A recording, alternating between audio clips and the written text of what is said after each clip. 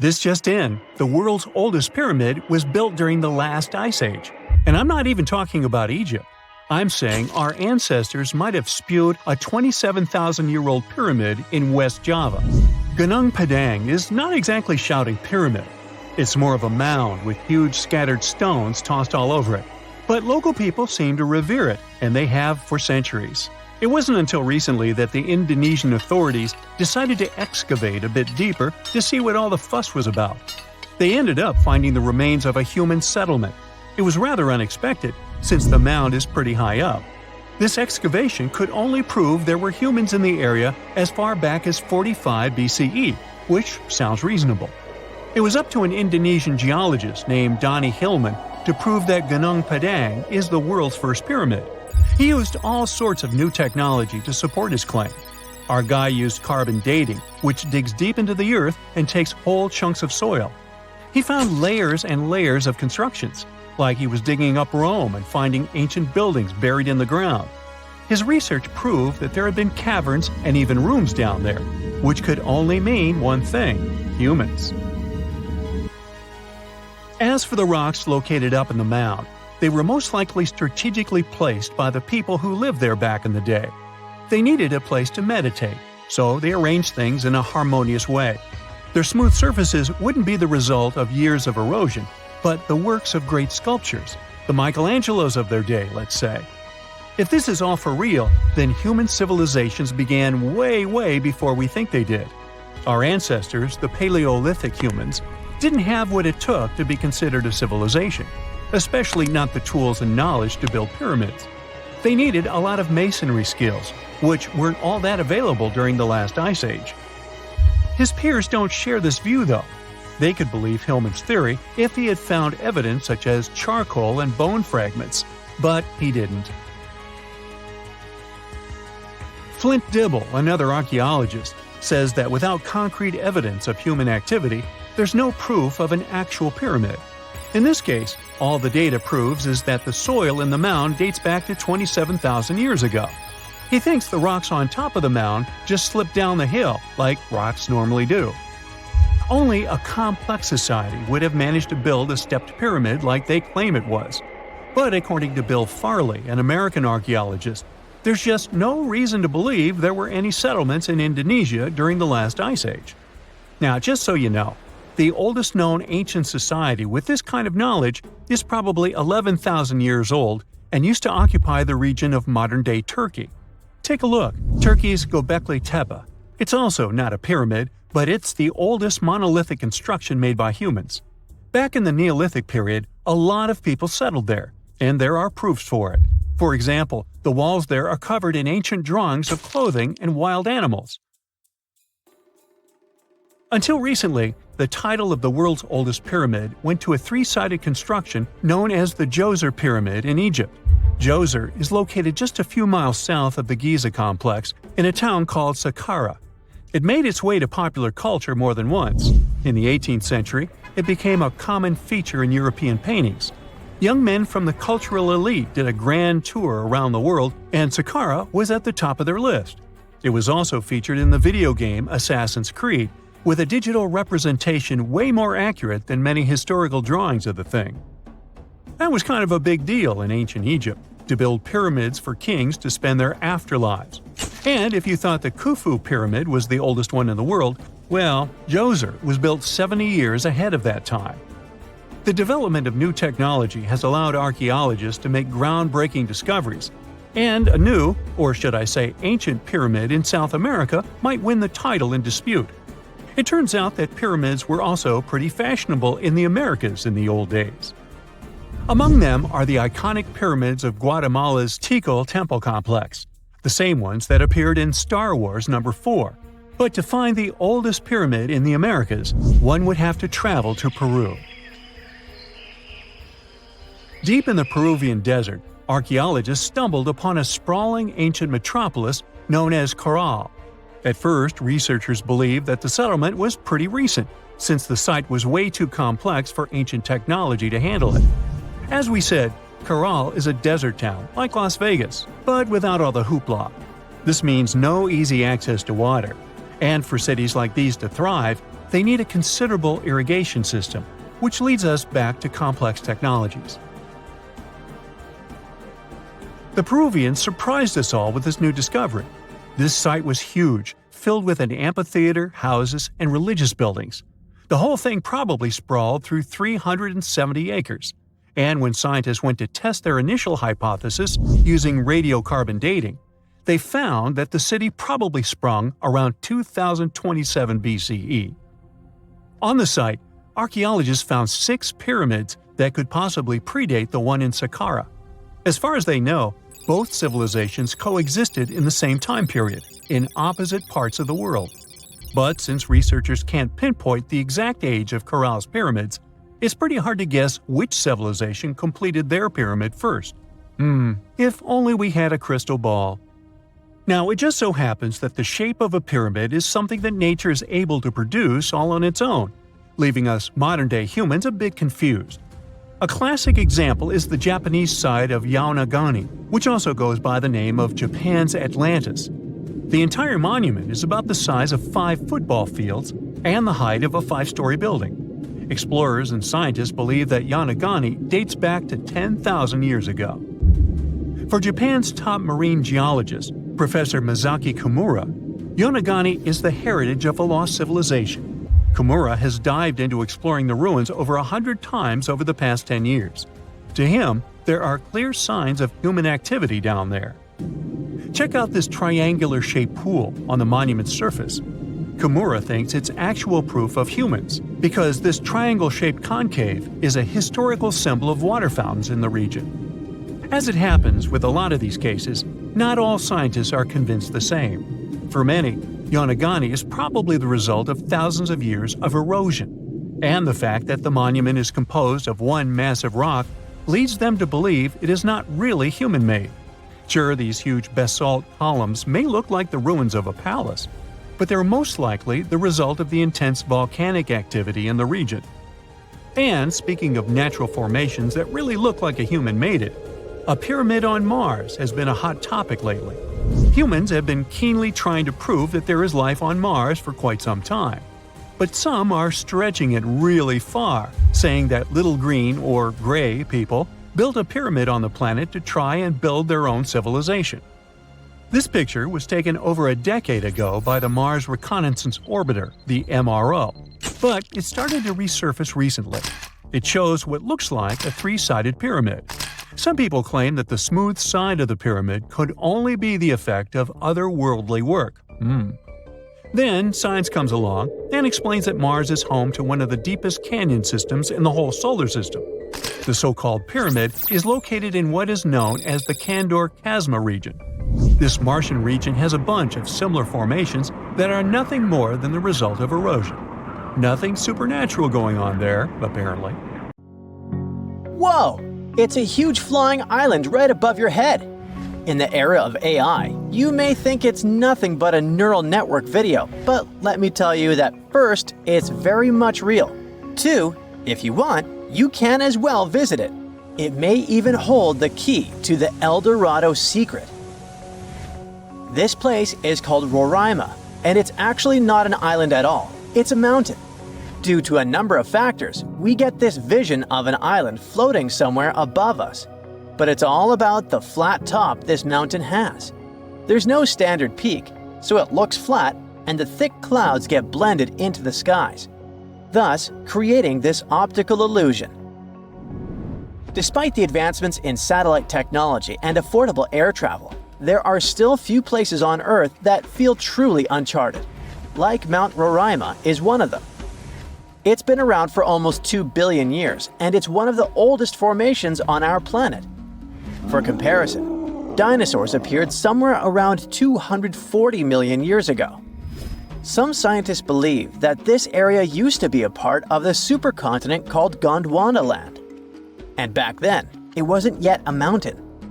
When the supercontinent split apart, the erosion created this magnificent tabletop mountain. But what's interesting about this place is not the age, but the fact that it still looks prehistoric. It's almost untouched. The reason for that is late exploration of this part of South America. By the way, we still discover new flora and fauna species living there every year. For a mountain, it's relatively short, only 9,220 feet. There are cities located at a higher pitch above sea level, say La Paz in Bolivia, whose elevation is 11,940 feet. So people could be living in the area of Mount Roraima too, despite its hard-to-get location. But there's a twist to it. The Pemon people are the original inhabitants of this region, and they have an incredibly rich tradition of myths. For instance, their mythology features deities that live on the Tepe, which are flat-topped mountains found in the grasslands. These mountains are considered sacred and are off-limits to the living since they're believed to be the dwelling places of ancestor spirits known as Mawari. So, there are traditions that restrict living in this area, but still, some sources claim that local communities do dwell there. But, obviously, modern problems lie not only in the spirits, but in very much limited job opportunities there. However, guided tours are actually available.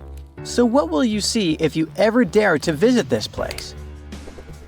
At the base of the mountain lies an evergreen rainforest featuring trees that range in height from 82 to 150 feet, with some specimens reaching up to 200 feet. Some of them are endemic for sure, meaning that it's the only place in the world where you can find them. Like, you can find orchids as large as a medium-sized tree. It's not a surprise because due to the remoteness of this place, species here may have followed a completely different evolutionary trail, unlike most of the flora and fauna on our planet. Next, you have all the chances to stumble upon a waterfall at the base of Roraima that's been flowing for millions of years. Fun fact, there are no rivers on Roraima summit, but the rainfall seeping through the porous rocks create this incredible view. All combined together make it look like some lost world, right? By the way, Sir Arthur Conan Doyle was inspired by Tepe, these tabletop mountains, when he was writing his The Lost World novel. Yep, it's not only Sherlock he was famous for. Among these natural wonders, Roraima stands out as the most accessible Tepe. There are more similar formations, but they're way less trek-friendly. Yeah, amongst other mountains, Roraima may be the easiest to get to, but still, it is very hard to get there, even taking into account all the modern technologies. So, how did the discovery happen? Hard to say for sure, but there is a theory backed up by official records. Back in the 16th century, here was this Sir Walter Raleigh. Look at his fancy collar and mustache. He was one of the most important people during the Elizabethan period. In 1594, he got to know about a great golden city near the Caroni River. That idea stuck in his mind. Maybe it was something like a get-rich-quick scheme for him. Anyways, 1 year later, he went to explore what is now Guyana and eastern Venezuela, and he described precisely Mount Roraima. On March 22, 1595, an English fleet led by Walter Raleigh showed up off the coast of Trinidad. Raleigh tried to make nice with the Spanish settlers there by trading and even inviting them aboard his ships for some entertainment. After a few drinks, the Spaniards opened up about a person having some particular activities in Guyana, sharing insights about the land's geography and the treasures they believed were hidden inland. Fast forward to April 7th, Raleigh pulled off a surprise attack on the town of San Jose and managed to capture this very person. After squeezing him for information, Raleigh declared his own plan to head into Guyana on a quest for the legendary Golden City. Since his ships couldn't navigate the narrow channels of the Orinoco Delta, Raleigh had his carpenters modify one of them, likely a galleass, to only draw 5 feet of water. This ship could carry 60 men, while another 40 were split among smaller boats. Progress was slow as they navigated through the delta, getting lost in what Raleigh described as a labyrinth of rivers. Eventually, they made their way to the Caño Manamo, and then into the main Orinoco River. A bit further upstream, where the Orinoco meets the Caroni, Raleigh encountered a native chief named Topiawari, and they hit it off. Topiawari revealed that his people had been pushed out of inland Guyana by a fierce tribe from the west. This fed into the prevailing belief, shared by both the Spanish and Raleigh, that El Dorado was home to runaway Incas from Peru. Topiawari also mentioned that the invading tribe was rich in gold, claiming that their nearest town, just a 4-day trek south, was the source of gold plates that were being traded far and wide.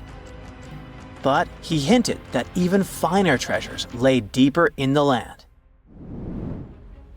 Raleigh then made his way to the mouth of the Caroni, but strong currents halted any further progress. He sent out 2 scouting groups on land, while he led a third one. They unearthed a few shiny stones that they eagerly dug out of the ground, but most turned out to be worthless. They learned that a massive lake about 40 miles wide lay at the head of the Caroni, filled with alluvial gold. However, with no way to move forward and the Orinoco's waters rising, Raleigh had to call off the expedition, hoping to come back when conditions were better.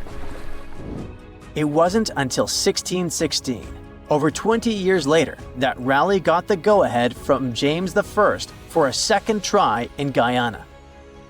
He assured the king he could retrieve a lot of gold from a mine near the Caroni that he had heard about on his earlier trip. James specifically ordered him not to clash with the Spanish, who were still controlling the Orinoco area. When Raleigh arrived in South America, he stayed on the ship while sending Lawrence Kemmys and a team to look for the mine. For reasons that remain unclear, Kemmys ended up attacking and capturing the Spanish town of Santo Tomé, resulting in the demise of Raleigh's son Wat during the skirmish. Unable to find the mine, the crew returned to the ship, and facing Raleigh's anger, Kemmys took his own life. Back in England, Raleigh was put on trial for allegedly lying about the mine and trying to provoke a conflict with Spain, which ultimately led to his execution. Or maybe those were the Maori spirits who didn't appreciate the intrusion. Before we get into the reason why and how there are pyramids all around the world, let's talk about some of the examples. I'll start with the Pyramid of the Sun in Mexico. These folks really knew how to build a city. Their well-planned urban center spanned over 7 square miles and boasted several pyramids. But the Pyramid of the Sun is the most impressive. This giant pyramid was built way back in 100 CE and is one of the biggest structures of its kind in the whole Western Hemisphere. It's so big that it's 216 feet high above the ground. If you ever find yourself in this ancient city, you won't be able to miss the Pyramid of the Sun. It's right there on the east side of the Avenue of the Dead, the city's main north-south street. To build this incredible pyramid, around 1 million cubic yards of material were used, including a special kind of red volcanic rock called hued tezontle. Impressive, huh? We don't know too much about the people who built the Pyramid of the Sun or its purpose. But archaeologists believe there was once a temple on top of it. When explorers went below the pyramid in the 1970s, they found a bunch of cool tunnels and chambers. In 2011, they even found a secret stash of clay pots, obsidian pieces, animal bones, human figurines, and a mask. Who knows what other secrets the pyramid is hiding? If you decide to see this one, you must climb the pyramid using the 248 uneven steps on the west side. Watch your step. Sudan got some pyramids too. Nubian pyramids aren't as big as the ones in Egypt, but they still got around 200 of them. These ancient pyramids have been home to the tombs of the pharaohs of the Meroitic Kingdom for almost 1,000 years, who ruled Egypt from Nubia to the Mediterranean Sea. The pyramids at Meroe were constructed using granite and reddish sandstone. Oh, and did you know that Sudan has more ancient pyramids than Egypt? The Kushite pyramids depict the indigenous architecture and burial traditions of Nubia's Napata and Meroe kingdoms, which ancient Egypt influenced. Meroe, the burial site of over 40 queens and kings, is the most extensive Nubian pyramid site. The tomb walls depict mummified royals bedecked in jewelry, their wooden caskets containing bows, quivers of arrows, and other artifacts pointing to the Meroitic relationship and trade with Egyptian and Greek civilizations. So if you're looking for some ancient tombs to explore, you may consider skipping the crowds in Egypt and heading on down to Sudan. Let's fly to Iraq to see some more pyramids. Ziggurats have fancy receding layers and tiered temples. Instead of a smooth exterior, it has tiers like a cake. Perfect for all the important work and rituals that went on inside. You can find these towering structures scattered throughout Iraq and Iran, and they're a real testament to the power and skills of the people who built them. One of the biggest and most impressive ziggurats is the ziggurat at Ur. It's basically a giant rectangular pyramid that stands a whopping 70 to 100 feet tall, with 3 levels of terraces and a temple on top. Can you imagine how many baked bricks it took to build that thing? Try 720,000 for just the lower portion. This particular ziggurat was built for Sumerian king Ur-Nammu. Similar to other ones, this pyramid has been around for thousands of years, so it got a little rough around the edges. Thankfully, the Babylonian king Nebuchadnezzar II and some archaeologists came to the rescue in the 6th and 20th centuries respectively, and now you can find this near Talil Air Base. The ziggurat at Ur was built in 2100 BCE by King Ur-Nammu for the moon deity Nana. It was the tallest building in the city, and you could see it from miles around. It was like the medieval cathedral spire of its day. People would come here to bring their agricultural surplus and get their food allotments and seek spiritual nourishment. Sadly, the Nana temple at the top of the ziggurat didn't survive, but we do have some blue glazed bricks that may have been part of its decoration. The lower parts of the ziggurat are pretty amazing though. The architects even included holes in the temple's baked exterior to let the water evaporate from its core. Since we explored some of the pyramids on our planet, let's take a broader perspective. They can be found in many parts of the world. Egypt has over 100 pyramids, double that number in Sudan, and dozens of others are scattered in the Middle East and China. The Americas have the most pyramids in total, with more pyramids than the rest of the world combined. These pyramids are located in Mexico, Guatemala, Honduras, and El Salvador. Time to know more about the evolution of pyramids through history. The oldest pyramid is in Egypt. This pyramid was a step pyramid, which was created by placing one layer of stone on top of another. The pharaoh Sneferu is credited with creating the pyramid shape we recognize today. During his 45-year reign, he built 3 pyramids.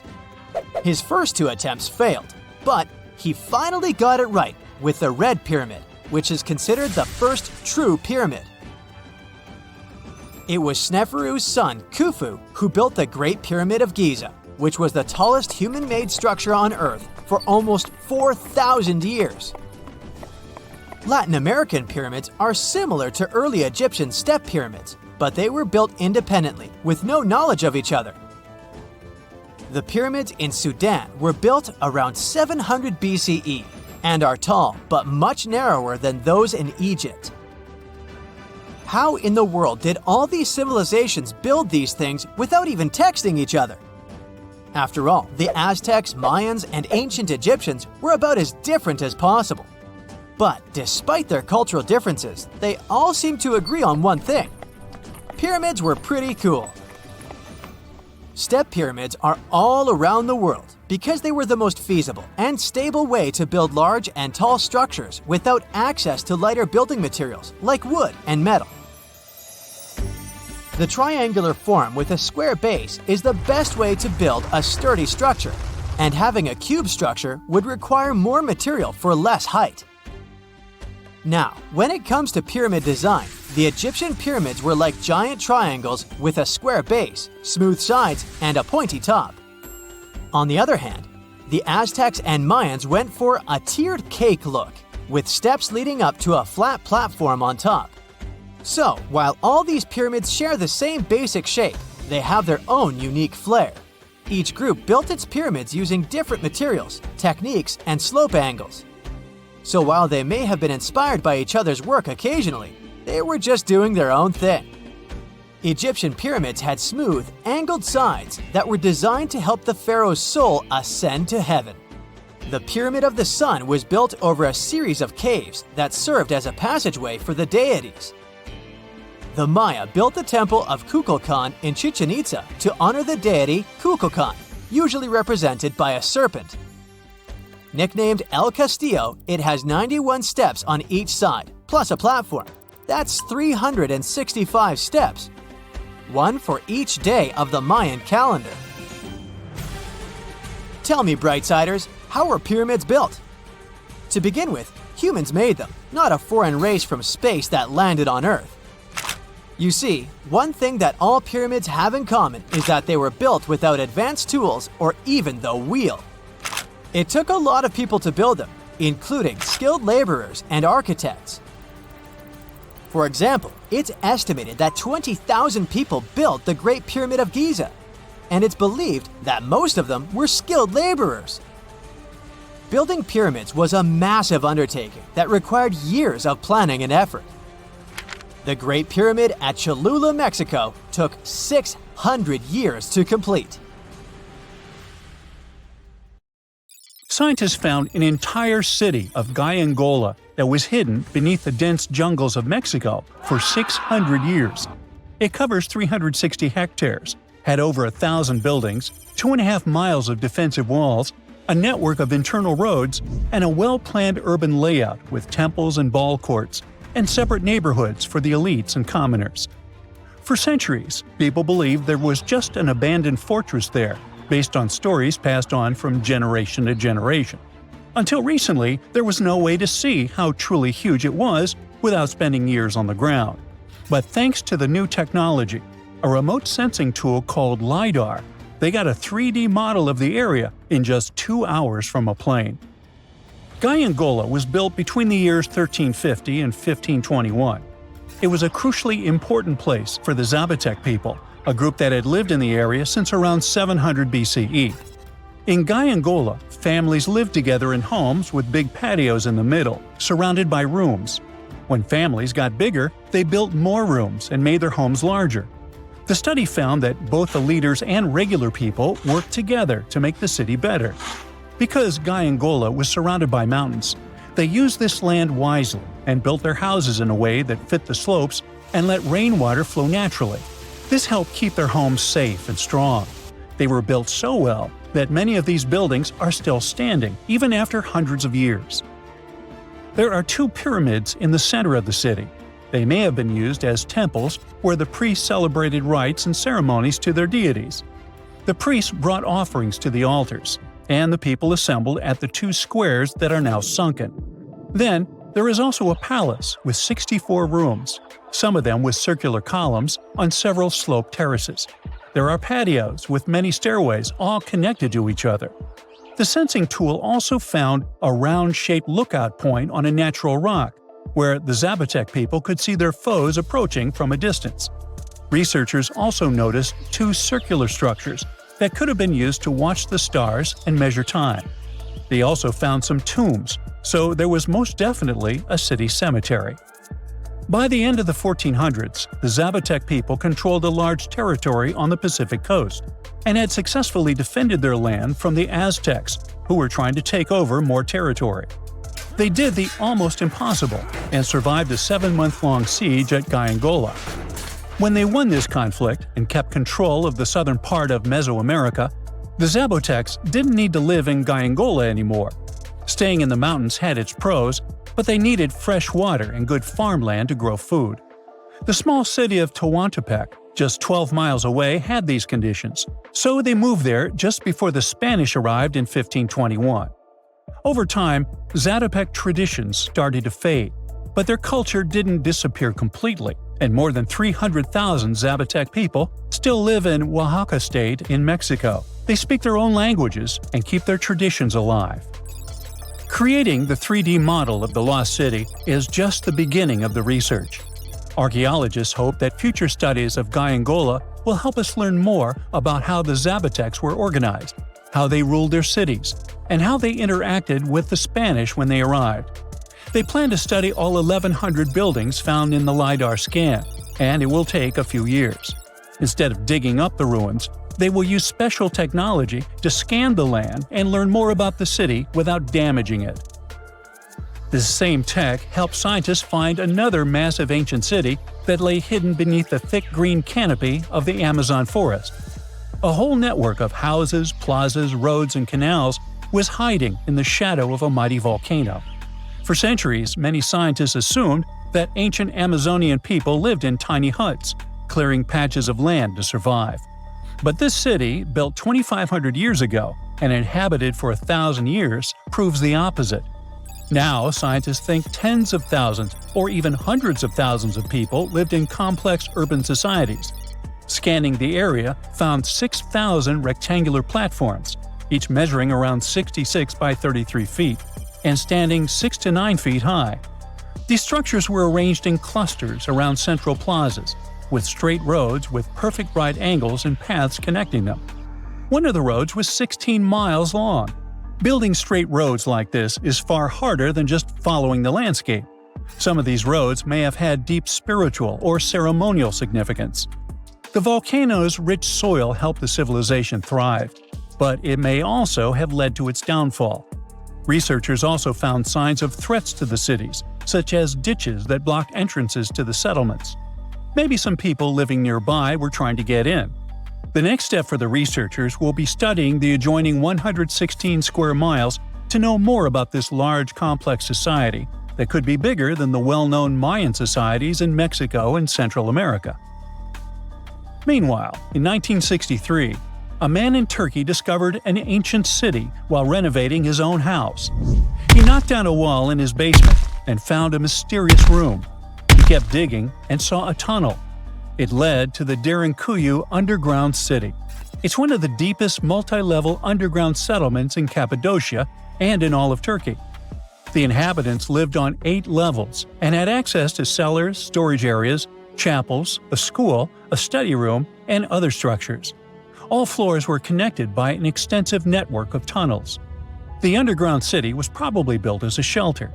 The construction is hiding at 279 feet deep, and you can't see it from the outside. The complex was large enough to shelter about 20,000 people with their livestock and food supplies. There was also a 180-foot ventilation shaft. Archaeologists believe that Phrygians first built the levels. The Romans used and enhanced the structure later. The golden time of Derinkuyu was during the Byzantine era. The next lost and found city appeared only in a few inscriptions and ancient texts, so no one could be sure it really existed. Scientists searched the majority of the coast of Egypt until one archaeologist and his team detected a colossal face looking at them from under the water.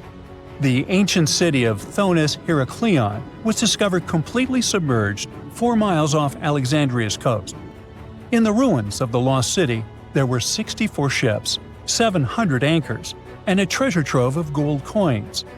Archaeologists believe the 16-foot-tall statue and the temple remains are the most important findings discovered by the expedition. Back then, the city had ceremonies and celebrations that took place in the Temple of Ammon.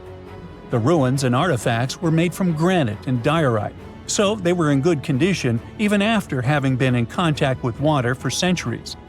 They give people a glimpse into what life was like 2,300 years ago in one of the most important trade ports of the world. The city had a network of canals, sort of like an ancient Egyptian Venice. The canals linked many separate harbors and anchorages.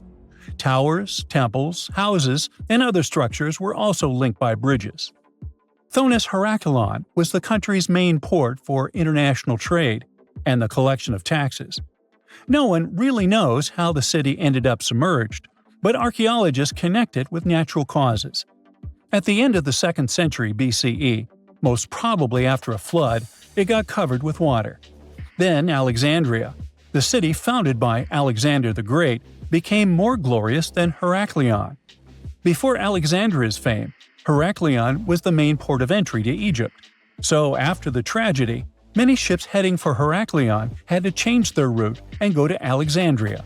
Heracleion lost its glory until its discovery in 2000. Let's do a thought experiment together, shall we? Now imagine you're climbing the Himalayas. However, you're lost. Where you are seems to be an isolated valley. You used all your food and water source and don't know which way to go. You're so out of energy that you don't even know if you'll be able to get back home. Suddenly, in the distance, you see a sage-looking man walking towards you. However, you can't help but to close your eyes as you are defeated by fatigue. You open your eyes to a totally new place. The sage is sitting right next to you. He says, "Hello, traveler, and welcome to the land of immortals." That sounds like the beginning of an Indiana Jones movie, right? But what if I told you that such a place actually is said to exist, according to some legends, beliefs, and ancient texts? Indian Tibetan texts mention a place called Gyeongaj, also known as Shambhala or Shangri-La, depending on different cultures. This legendary city is the home of immortal beings and is a land of spiritual enlightenment. Take one of its names, Shambhala, for example. It literally means the source of happiness in the Sanskrit language. So, accordingly, you would expect this celestial kingdom to be surrounded by all things of great beauty and wonder, with gardens and other mighty and majestic structures. The ancient beliefs and myths state that when you enter Gyeongaj, you will immediately be reminded of the structure of a lotus flower with 8 petals. The place is surrounded by mountains covered with snow.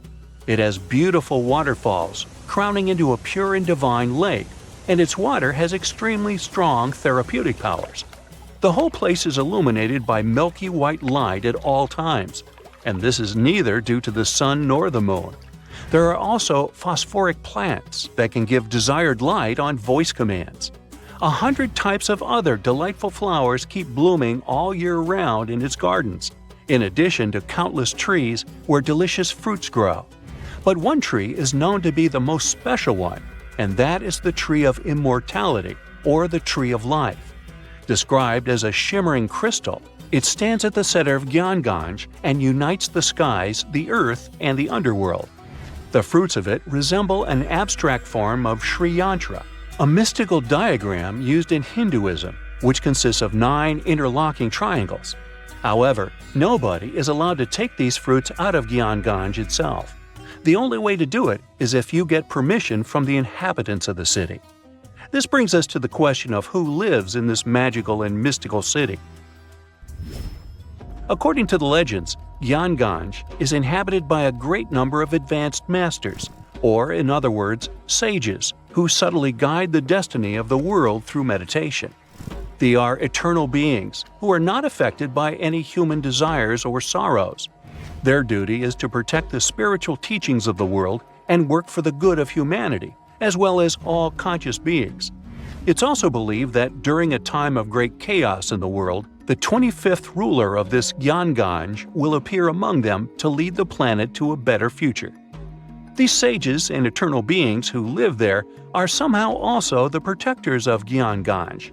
So, if you were thinking of just casually walking into this place with a map in your hands, sorry to inform you, but that's not happening. First of all, no one really knows where exactly Gyeongaj is.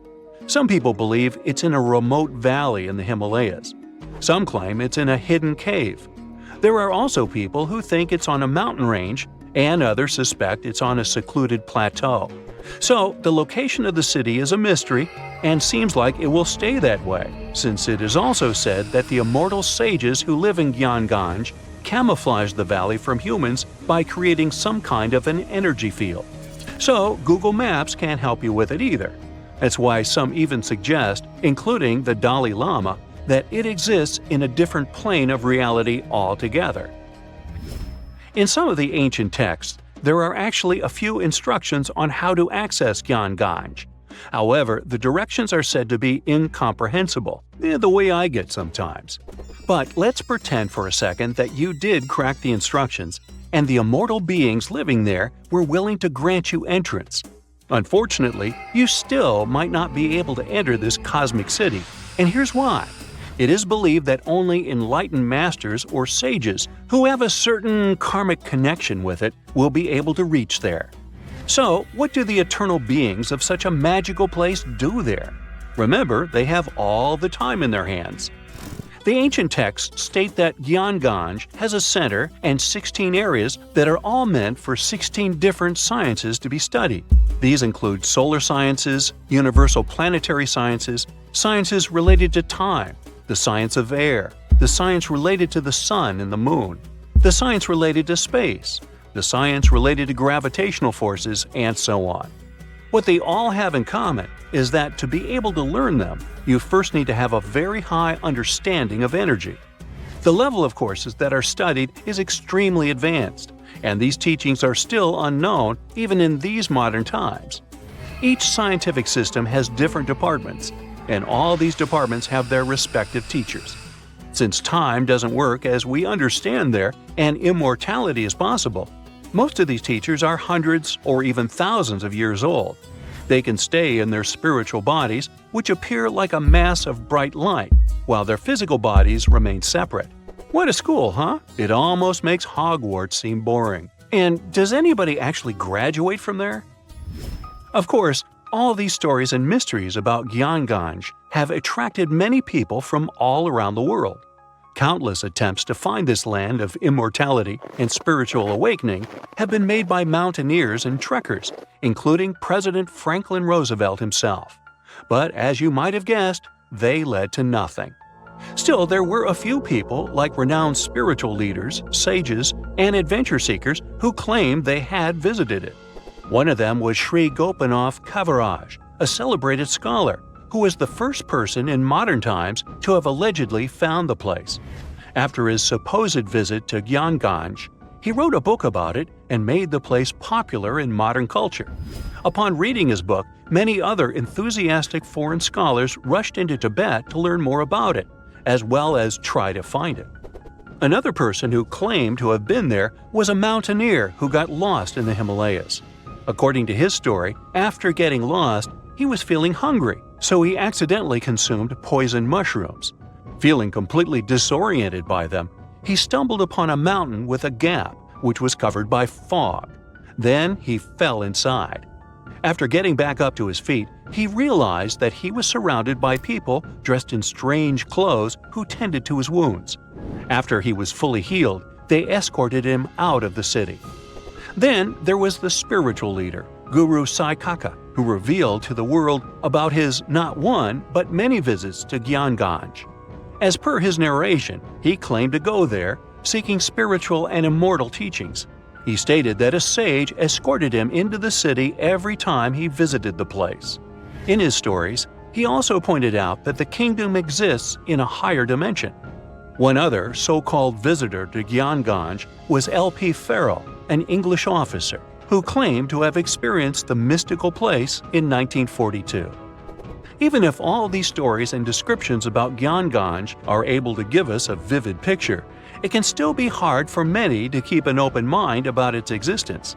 Yet again, it's not hard to admit that even the idea of such a place, where immortality is possible and truly moral beings are working to protect humanity, is comforting, mind-blowing, and fascinating. Imagine a place that could literally start at one end, trek over 1,800 miles straight to the west, and still be stuck under that massive canopy. This place is like a haven for all sorts of crazy creatures, hosting around 10% of the world's species. It's always been seen as this wild, untouched paradise where humans haven't messed things up yet. You know, like a glimpse into how the world used to be before we spread like wildfire across every continent, causing chaos everywhere. I'm talking about the Amazon region, that massive jungle turns out to be hiding some seriously cool secrets. For centuries, people have been talking about these lost cities deep within the forest. We're talking about El Dorado, the legendary city of gold that had Spanish explorers going crazy, venturing into uncharted territory, never to return. And even in the 20th century, the adventurous Percy Fawcett went looking for the lost city of Z and disappeared into the jungle, leaving us all hanging. Scientists have actually found evidence that ancient cities did exist in the Amazon. But how did they find these hidden ruins in such a dense and remote forest? Well, they've got this awesome technology called LiDAR. Basically, they hopped into a helicopter and used light-based remote sensing to digitally strip away the canopy and reveal the ancient ruins of a massive urban settlement around Llanos de Mojos in the Bolivian Amazon. The place was once home to the Casarabi culture, which thrived from 500 to 1400 CE. They had these incredible urban centers with huge platform and pyramid structures. They even had raised causeways connecting different suburban-like settlements spread across miles and miles of land. These guys were seriously ahead of their time, and they had an epic water control and distribution system with reservoirs and canals. So yeah, the Amazon rainforest wasn't just some untouched wilderness. It was actually heavily populated and even urbanized for centuries before recorded history of the region began. But the thing is, a bunch of people turned a blind eye to the fact that there were actually some pretty cool architectural sites lurking around here that totally deserve some exploring. Scientists predict that in the next 10 to 20 years, we're going to uncover a ton of these cities, and some might even be bigger than the ones we're talking about here. Michael Heckenberger, an anthropologist with the University of Florida, points out that we've seen some similar settlement features, like moats and causeways, in other parts of the ancient Amazon. This new research reveals something totally mind-blowing. Past examples of urbanism in the Amazon were more like groups of villages connected together, not quite what we'd call urban. You see, they were missing those fancy larger centers with their grand architecture and stuff. But guess what? Llanos de Mojos has got them. This place is the real deal when it comes to a fully urbanized Amazonian landscape. So, in the Llanos de Mojos region, a bunch of ancient settlements have been found. These were home to the Casarabi people, who were all about hunting, fishing, and farming maize. We're talking about hundreds of sites spread across 1,700 square miles. But these sites were so remote and hidden in the tropical forest that it was like trying to find a proverbial needle in a haystack. A team of archaeologists weren't going to let that stop them, though. They decided to take to the skies and use some fancy LiDAR mapping technology. Just imagine an aircraft flying over the area, shooting out a bunch of infrared beams. These beams hit the ground and bounce back, giving us the distance to different objects. It's like creating a super detailed map from above. Using computer software, these genius scientists were able to strip away the trees from the images, revealing the Earth's surface and all the ancient archaeological goodies hidden beneath. And boy, did they strike gold. They found a whopping 26 unique sites, including 11 that nobody even knew existed before.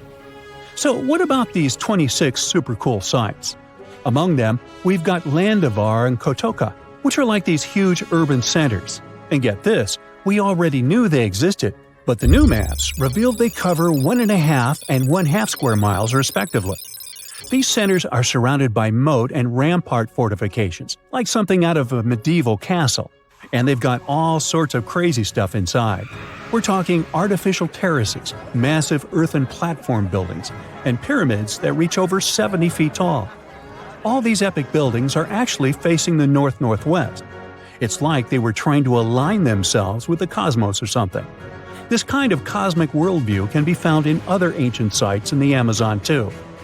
Now, let's take a bird's-eye view and strip away all those pesky trees.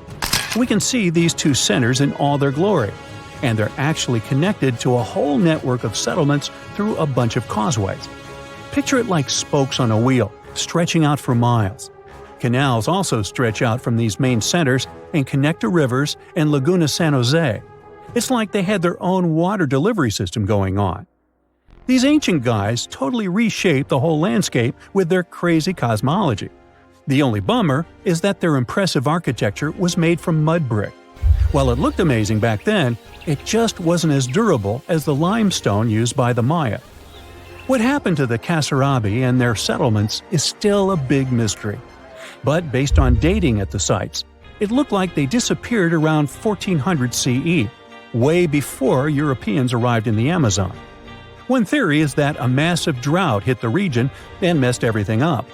The researchers found these massive water reservoirs at various sites, which is pretty interesting, considering how rainy the Amazon is known to be. Who knows if they were for drinking water or farming fish and turtles? But hey, severe droughts have happened in the past, and it only takes a couple of bad harvests to make people pack up and move on. What's even more interesting is that these communities thrived in the same area where this guy Fawcett we mentioned before went missing while searching for his lost city of Z. Maybe he was onto something after all. This is how it was. Fawcett stumbled upon this super cool document called Manuscript 512 at the National Library of Brazil. It's believed to have been written by a Portuguese explorer. Now, according to this document, back in 1753, a group of explorers discovered the remains of an ancient city. It had arches, a statue, and even a temple with hieroglyphs. But the document didn't spill the beans on where this city was located. So Fawcett got all hyped up about finding this city and made it his secondary mission after his main goal of finding something called Z. At one point, he had to come back to Britain to run some errands, but in 1920 he decided to give it another shot. Fawcett went on a personal expedition to find the city, but it was unsuccessful. 5 years later, Fawcett, his son Jack, and their buddy Raleigh disappeared in the Mato Grosso jungle. Some researchers think that Fawcett might have been influenced by info he got from indigenous folks about this place called Guiengola. Turns out Guiengola was discovered by Westerners in 1925, and it had the ruins of 20 towns and villages. Up to 50,000 people might have lived there. And get this, the discovery of other earthworks in southern Amazonia totally supports Fawcett's theory. In 2005, an American journalist wrote an article about Fawcett's crazy expeditions and discoveries. He called it The Lost City of Z. Catchy, right? Well, in 2009, he turned that article into a book with the same name. And in 2016, the super talented writer-director James Gray made it into a movie. Now, here's where things get a bit sad. The Amazon region is changing rapidly. Farming, ranching, and energy production are changing this incredible place. And guess what? Those untouched areas with ancient relics won't stay untouched for long. It's a race against time to document and preserve what's left of our past before it's lost forever. You are lost deep within the jungle in the Yucatan Peninsula in Mexico. There are strange noises all around you, and to make it worse, the sun is setting. Soon, you'll be alone in the middle of an unknown rainforest. Guess it was a pretty bad idea to come looking for El Dorado on your own, wasn't it? You keep walking as fast as you can, when suddenly, wait! What's this you're seeing? It looks like large stairways made out of stone. This definitely doesn't look natural, so you take a picture. Maybe you didn't strike gold, but you might have just found something relevant. Congratulations! You found Okomtun, a long-lost Mayan city, hidden 37 miles into the jungle. The name literally translates to stone column. Stone was probably in at the time, so these guys used a lot of it to build their pyramids, houses, and even ball courts. If you ever thought that Europeans invented ball games, think twice. Mayans loved to play ball games for recreational purposes. Okomtun is part of a series of other long-lost Mayan cities that are being discovered with the help of new technology nowadays. We'll talk more about the other ones in a jiffy. Perhaps the biggest surprise of this one is that it was surrounded by wetlands, which is why the city was built on high ground. The city was monumental, covering an area of over 120 acres. That would be as big as 90 football fields right next to each other. Scientists have found proof that Okomtun had pyramids of up to 49 feet high, and that it was likely an important social hub between 250 and 1000 CE. This is definitely a game changer. But lost Mayan cities began to be unearthed in the 19th century. Modern technologies, such as LiDAR imaging, help archaeologists see through dense canopies of the forests. This means that people don't really have to risk getting lost in the tropical jungle like you did at the beginning of this video. LiDAR works sort of like an X-ray. It sends out laser beams that can detect any signs of ruins or ancient constructions. According to space archaeologist Sarah Parchak, satellite imagery has been a key player in discovering ancient cities in South America, Egypt, and other places. Sarah herself spends most of her days scouring images for any signs of where there could have been cities long ago. She says that more often than not, what happens is that ruins are covered by vegetation, soil, or sand, which makes them super tricky to find. But thanks to these awesome tools, scientists also made the huge discovery of ancient Mayan causeways, which spread throughout old Mayan territories. I mean, take a look at these roadways. You'd expect to see ruins like this in places such as Portugal, England, or the United States. I'm talking about 130 feet wide roads painted white to help travelers journey through the nighttime. Scientists recently unearthed a 110-mile network of roads such as these, and they think this dates back to before the first registered Mayan highways we've known so far. These roadways, which sometimes ran over the swampy ground and were even elevated at times, are being called the world's first superhighways.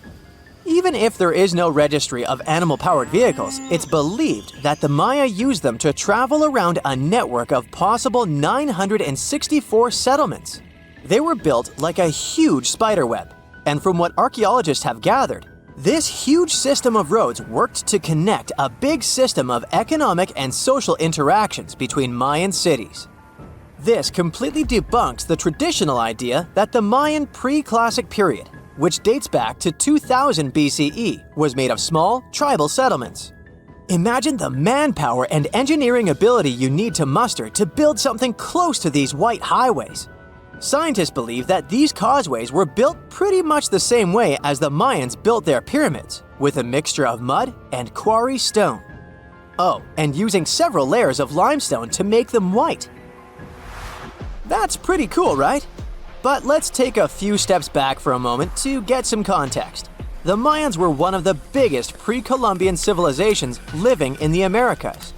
Until now, experts believe that at its apex, the Mayan civilization consisted of over 40 cities with a population of millions of people. That's a lot of folks. Their civilization spanned Mexico's Yucatan Peninsula, Guatemala, and Belize. And they survived mainly on agriculture. The thing is, the Yucatan Peninsula was an extremely difficult place to grow crops. So the Mayans had to develop a complex irrigation system in most of their cities. They built a series of ceremonial buildings, pyramids, and plazas. The Mayans might have been keen pyramid builders, but they also developed an advanced astronomical system. With whatever ancient technology they had, they were able to predict the exact location of planets such as Venus and Mars, as well as the exact dates of eclipses. If you've ever seen examples of ancient Mayan cities, this is Tikal. Located at the heart of the Guatemalan jungle, Tikal is believed to have been the capital of the ancient Mayan conquest state. At its height, it was comparable in importance to cities such as London or New York in today's world. It's composed of a series of complex monuments. The North Acropolis is one of Tikal's most ancient complexes of monuments. Built solely by human hands around 350 BCE, it served as the resting place of kings and chiefs. Its monuments are up to 200 feet high. Back in the day, the step pyramid temples were painted a beautiful red. Mayans loved that color. Today, of course, you'll only see the limestone. Then there's Chichen Itza. It's got one of the best preserved pyramids on Earth to date. Located in Mexico's Yucatan state, this Mayan city is well over 1,500 years old. At its peak, it was home to 35,000 people. The site covers 4 square miles of land. The highlight is El Castillo, a tremendous step-like temple standing 80 feet above ground. Its most peculiar feature is that it has 91 steps up each of its 4 sides.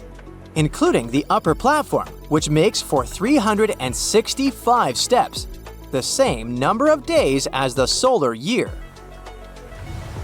You can see that these folks were a pretty big deal, huh? That's why nobody can really understand what happened to them. There's a big lack of evidence on the decline of this almighty empire. What could have been the cause of their demise? Was it a drought? New research in 2017 did bring some new discoveries into the mix. Using data from a site at Sebal, located at southwest of Tikal, scientists analyzed radiocarbon data from ceramics and archaeological excavations to extract new information about the unexpected demise of this great civilization. The information shows that instead of a sudden collapse, the Mayans most likely fell in waves of social instability and political crises. These events are believed to have deteriorated Mayan city centers and began causing the dispersion of the Mayan population. It's hard to pinpoint the exact causes, though. But hey, recent discoveries are shedding a big light on humanity's past. Not only about the Mayan Empire, but about other long-lost civilizations of South America. A major recent discovery in Brazil was done using satellite imaging technology and is also shocking scientists. Some images from near the Xingu River, also in the Amazon, suggest that cities of millions of people might have existed inside the jungle, way before our modern civilization ever existed. I mean, if this doesn't shock you, I don't know what will. Satellite imagery also detected a network of trenches dating back to 200 and 1200 CE in the Bolivian Amazon forest. These proofs suggest settlements that could have supported around 60,000 people right in the middle of the Amazon forest. When researchers from the University of Flora went on ground to check the satellite information, they were shocked to find several mounds that were accompanied by ditches and geoglyphs. Archaeologists also found remnants of carefully designed walls centered around plazas, much like the type of construction done by the ancient Mayans. Imagine you could spend an entire week scanning ancient ruins and taking photographs of the world's most surreal archaeological sites. Would you be up for it? So, let's do some digging. The first stop on your busy itinerary is Southeast Asia. It's home to some pretty cool ruins. You start in Bagan, located in the hinterlands of Myanmar. There are many ways to visit the site, and you're glad you've booked 2 different experiences. The first one is a hot air balloon trip at sunrise. Right before dawn, you board the balloon, and as soon as the sun starts to appear on the horizon, you begin your flight over the marvelous area. As the sun rises, it glistens on more than 2,000 conic-shaped golden structures. The hot air balloon ride is quick, but it gives you unparalleled views of all the 40 miles over which the site sprawls. Back on land, you rent a bicycle and roam the village of ruins. Some of them are open and allow you to peep inside. These magnificent ruins were built between the 11th and 13th century CE and were mainly places of worship. There were originally over 10,000 buildings, but they were gradually deteriorating over time due to earthquakes. Thankfully, the site became a UNESCO World Heritage Site back in 2015 and has since been preserved. Up next, you catch a flight to Cambodia. You take some time to visit Angkor, the world-famous archaeological site nestled deep within the jungle. Good thing you've brought bug spray with you. The city of Angkor was once the capital of the Khmer Empire from the 9th to 15th century. FYI, the word Angkor means capital city in the Khmer language. The city was founded by King Yasovarman I, and it became one of the largest cities in the pre-industrial world. Researchers say nearly 1 million people live there.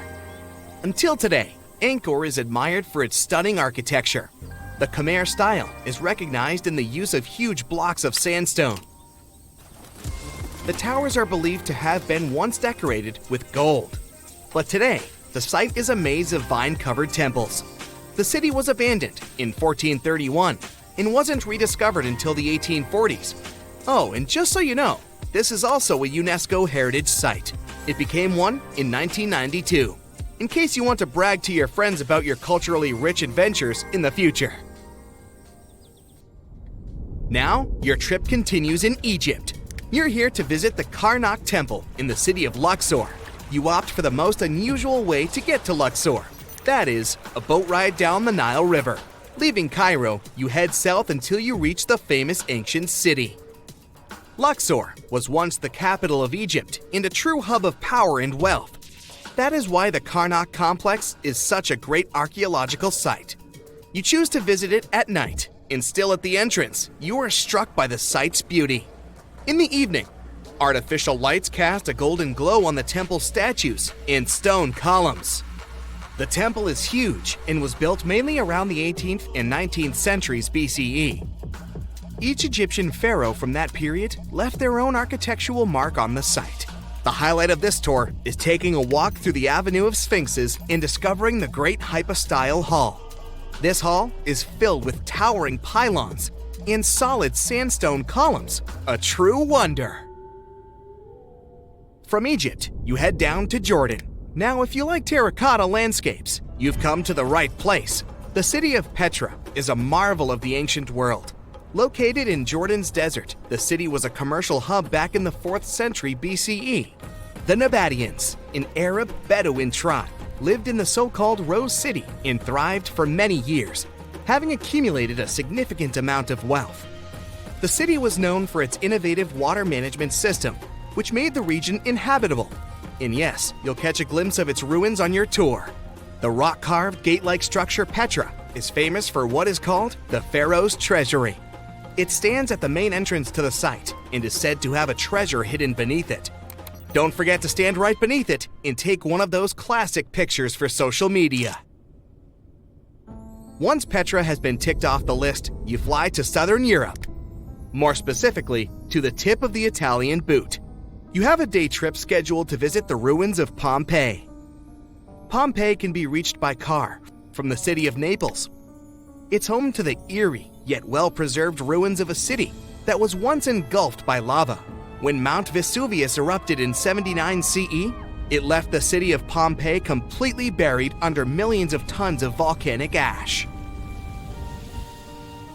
The ancient city was first discovered by beneath the volcanic rock in the 16th century, but it was first cleared from debris in the 1870s. Today, you'll be able to walk down the streets of these ancient Roman ruins and imagine what the town looked like in its heyday. Pompeii was a vibrant and rich municipality. The site's ruins revealed that many areas of Pompeii had boasted impressive bakeries, markets, and even houses with balconies, which were a sign of great wealth at the time. And believe it or not, even some artworks survived the eruption. Archaeologists found well-preserved frescoes and murals with mythological creatures. All this indicates that members of the high society lived there. The city even had thermal baths and showers made from luxurious materials. While you're still in Europe, you'll hop over to visit the iconic Stonehenge. It's a perfect day trip if you stay in the city of London, just a short train journey away. Stonehenge dots the Salisbury Plain in Wiltshire, England, and is one of the world's most recognized ancient ruins. More than 5,000 years old, these curious stone rings are some of the oldest stone structures on the planet. Created out of sandstone, they are shrouded in misery. Who built them and why is still largely unknown.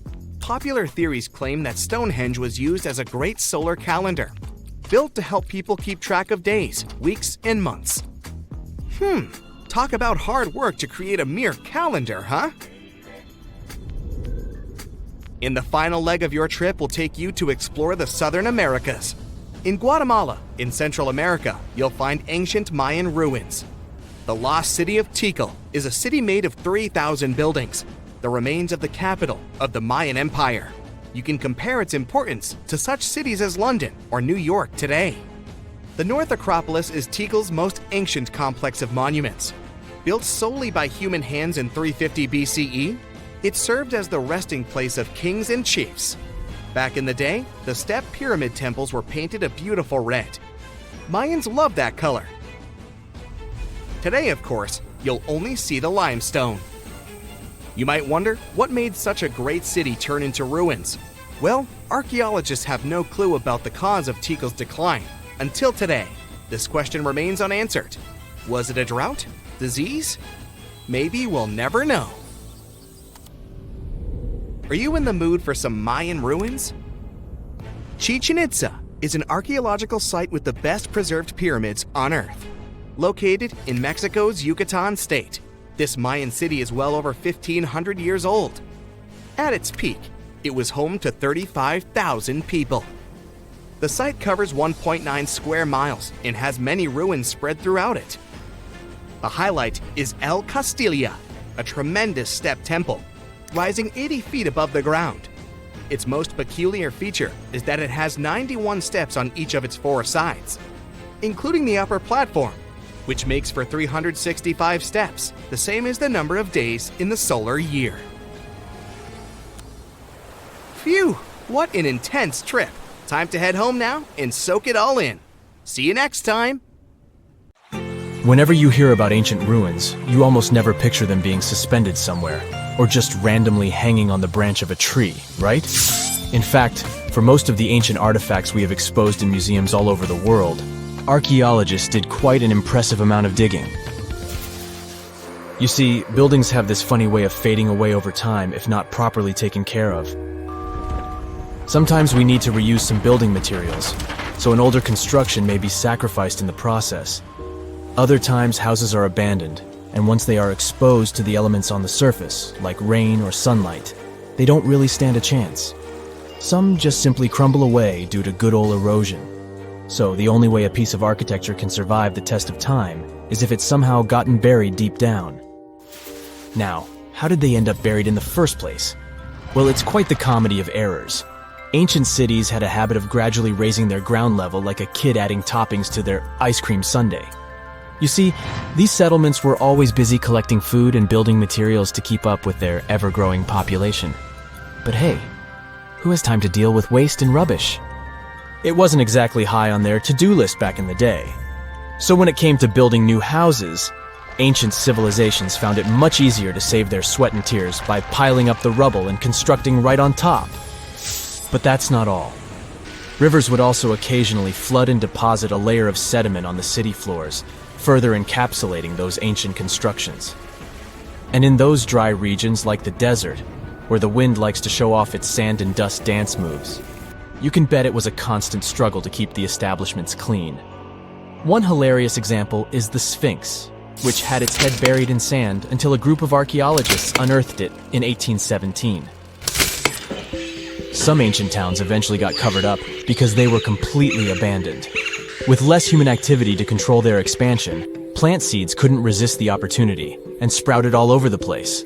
They gobbled up carbon dioxide from the air and grew, adding more and more bulk to the ground. Those cheeky roots even decided to stabilize the soil made from decaying plant matter, creating layers upon layers of earthy goodness. It's like the ultimate DIY project Mother Nature embarked on, with plants as her loyal helpers. The act of digging into the secrets of ancient civilizations is not just about unearthing a lost world. It's also an epic quest to reveal the hidden treasures beneath layers of history.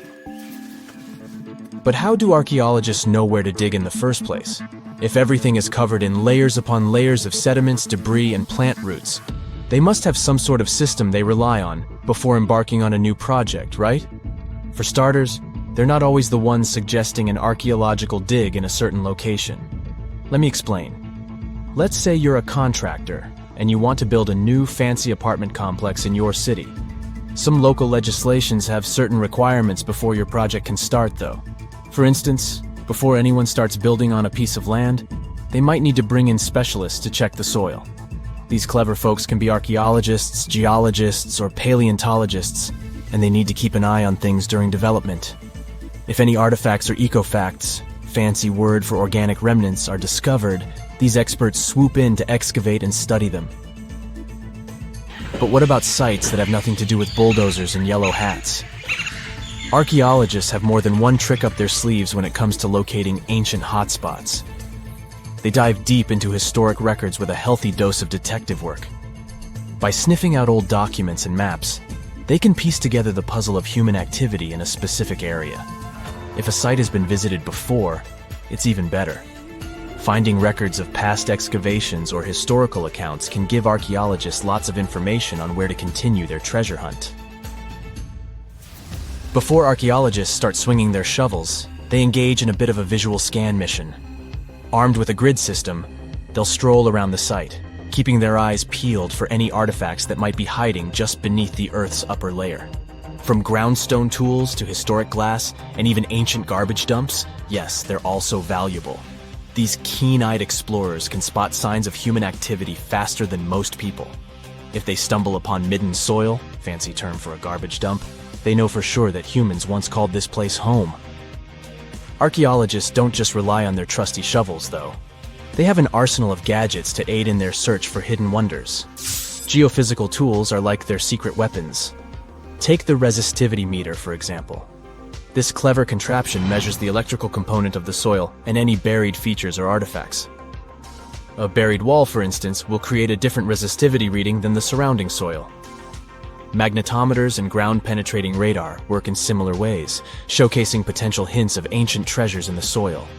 And who could forget our trusty old friend, the GPS? It helps archaeologists map out precise locations, like a high-tech treasure map, leading them straight to their pot of gold. Care to virtually visit some of the most important archaeological sites in the world? Well, follow me.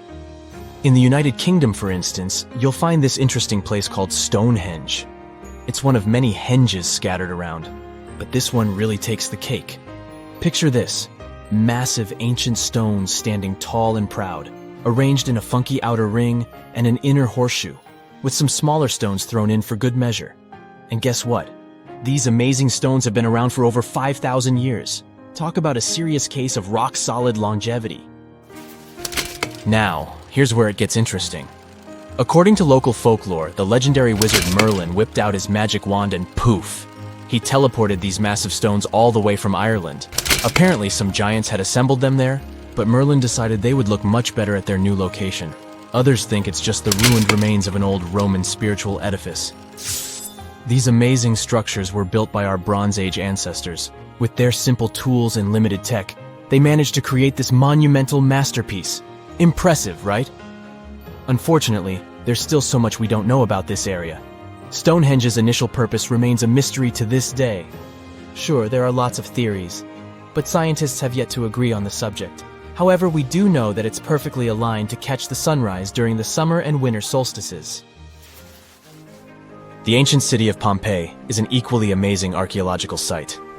Picture this: Mount Vesuvius, a notorious troublemaker, decided to throw a volcanic tantrum and completely covered this ancient Roman city. It turned it into a time capsule, located outside present-day Naples in Italy. Fast forward to the year 1748, when a bunch of adventurous explorers stumbled upon Pompeii. Lo and behold, they discovered a treasure trove of well-preserved goodies: streets, houses, food. Probably a bit stale by then. Blingy jewelry, fancy sculptures, colorful frescoes, everyday household items, and even animal and human remains. It was like an epic archaeological party. From the looks of it, Pompeii had it all. Fancy houses and villas, a massive 20,000-seat arena, cute little artisan shops, hangouts like taverns. And let's not forget the saucy spots like those luxurious bathhouses for some intense pampering. There's also the sanctuary of Apollo, where people used to gather for their daily dose of worship. And of course, the bustling heart of the city, the Forum of Pompeii, where all the cool people used to hang out. And guess what? Pompeii is so cool that it made it to UNESCO's World Heritage List back in 1997. That's like the ultimate Hall of Fame for historical awesomeness.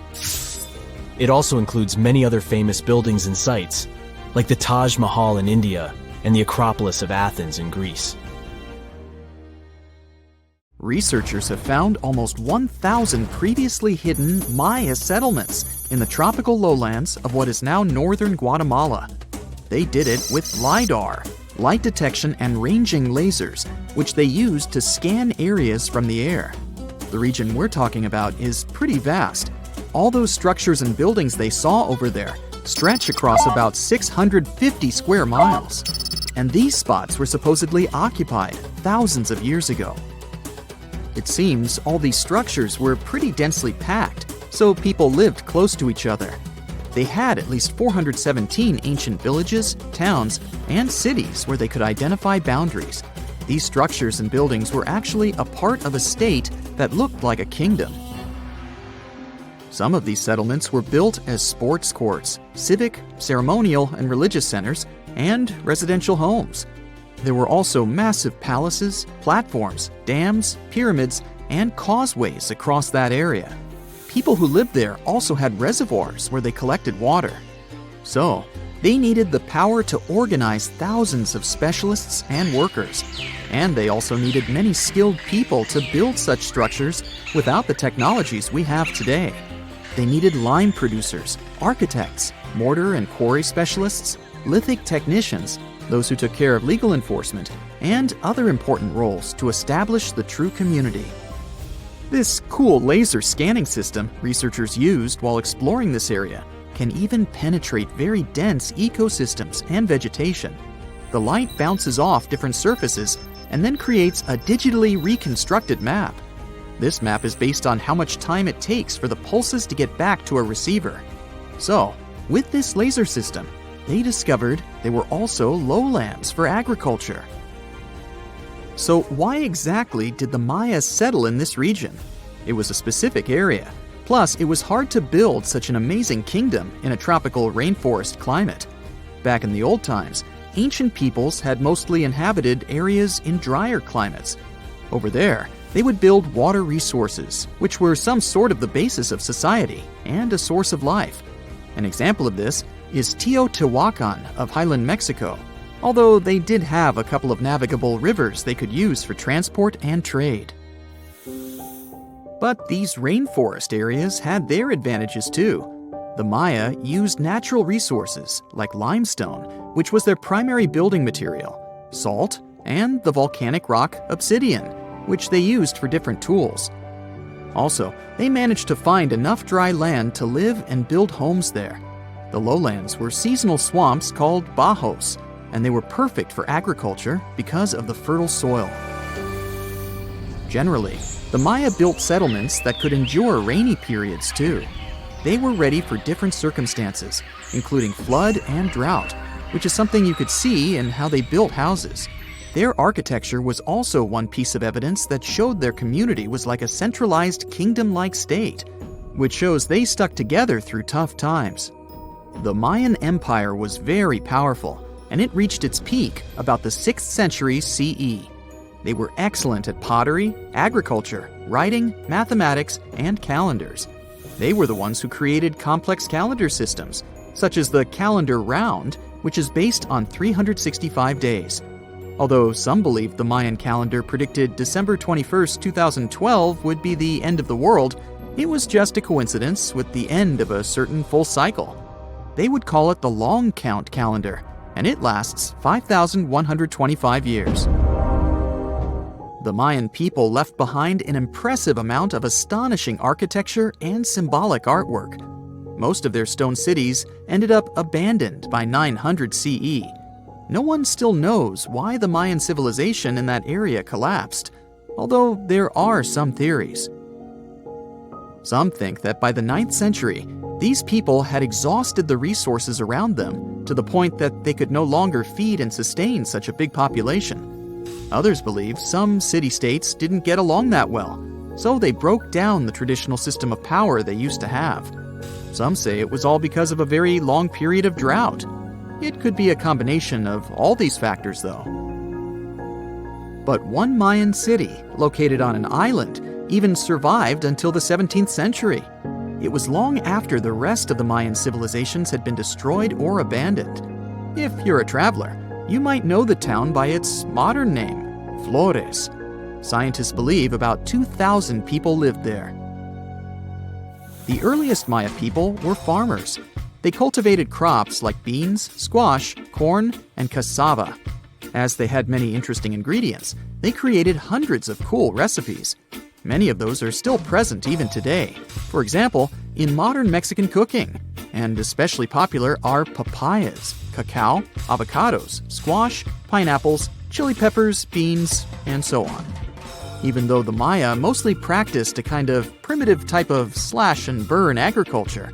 There is also evidence of them using some more advanced farming methods, like terracing and irrigation. And they were big chocolate lovers. More than 3,500 years ago, the Olmecs of Mesoamerica probably turned out to be the first to realize that it takes some work for us to get such a cool thing as chocolate. But the Maya were the ones who turned it into a true form of art. Scientists found out about it when they found cacao in Mayan pottery. Their chocolate would be mixed with honey, water, cornmeal, and chili peppers. That's how you get a spicy, savory hot chocolate beverage you can try even today in Mexico and Central America. Also, they used written language in their books. Their paper was made from fig tree bark, and using strips of that paper, they created a large library of books. Books made of this material are called codices, and 4 of these can still be found today. Sadly, many books were lost over time because of the humid climate or some human factors. The classic Maya built a bunch of palaces and temples that had a stepped pyramid shape. They decorated them with inscriptions and reliefs, which have earned them the reputation of being incredible artists of Mesoamerica. For the Mayans, flat foreheads were the most desirable thing on someone's face. They were generally really into aesthetics, and having a flat forehead was one of the main things where you could meet their highest aesthetic standard. They also liked to glam up their looks with makeup and clothing. Also, the Mayans were master tattoo artists. Actually, they were one of the first civilizations that started doing such forms of body art. They had a rich culture and believed in many things, such as fairies. Many civilizations across the globe believed in these mythical creatures, which had different names everywhere. The Mayans called those creatures aluxes. They would make sculptures of aluxes from wood or clay, take them to the forest, and hide in some secret spots. The Maya believed these sculptures would come to life during the night and take the role of guardians of their land, animals, and crops. The Maya believed caves were entrances that led to the underworld. You can even visit some of these caves if you like. For example, you can explore the jungles of Quintana Roo and Yucatan near Cancun. There are many spots where researchers found artifacts the Mayans had left behind. They were one of the first cultures that learned how to use rubber latex and make, for example, rubber balls for the many interesting games they had. They used natural latex and then probably mixed it with some other natural substances. That's how they came up with the bouncy balls they played with. They also built cool steam baths. The Maya had structures made from stone that looked like something we know today as bathtubs. Plus, they were building heated stone structures we know as sweat houses. Researchers found these in El Salvador and Guatemala, and they were previously hidden under volcanic ash. Peru. Archaeologists made a groundbreaking discovery that turned Peruvian history upside down: a female ruler. At the 1,600-year-old site of Pañamarca, scientists uncovered a throne room decorated with colorful murals. These murals depict women spinning and weaving, men carrying a crown, and even a crowned woman speaking to a birdman. The discovery suggests that Moche women weren't just spiritual leaders, but rather had real political power too. Tiny houses are mainly a modern thing, but archaeologists think they found one in ancient Pompeii. Unlike traditional Roman homes, which had grand atriums for entertaining guests, this house had none. But what it lacked in size, it made up for in artistry. Inside, scientists found a painted altar decorated with birds of prey, sparrows, snakes, and plants. The altar held ceremonial items like a lamp and an incense burner, still holding traces of fragrant herbs. In 2021, researchers scanning the Baltic Sea found a massive stone wall hidden beneath the waves. The Blinker Wall, stretching over 1.5 miles, could be Europe's oldest man-made structure. Sitting 68 feet below the surface, it's built from around 1,400 small stones placed between 300 giant boulders, some weighing up to 142 tons. Dating back over 10,000 years, the Blinker Wall predates Stonehenge and France's Karnak stones, meaning it was likely built when the area was dry land. Scientists believe it may have been a reindeer hunting tool, guiding animals into a lake where hunters could strike. Oh, and then there's the granite slab that was found in Egypt's Abydos area. At first, it was thought to belong to two important people from ancient Egypt, but a recent discovery showed it was actually part of the sarcophagus of Pharaoh Ramses II, one of the most famous Egyptian rulers. A researcher found a special engraving on the slab that had Ramses II's name on it. Ramses ruled Egypt a long time ago, and after he died, his tomb was looted, so his body and belongings were moved around a few times. This new discovery shows that after Ramses' tomb was robbed, some of his things were used again. The finding also teaches us that ancient Egyptian tombs were often looted, and the things in them were reused. Recently, something unexpected happened during a dig in Norton Disney, back in England. While searching for ancient coins and brooches, a volunteer from the Norton Disney History and Archaeology group stumbled upon a mysterious Roman dodecahedron.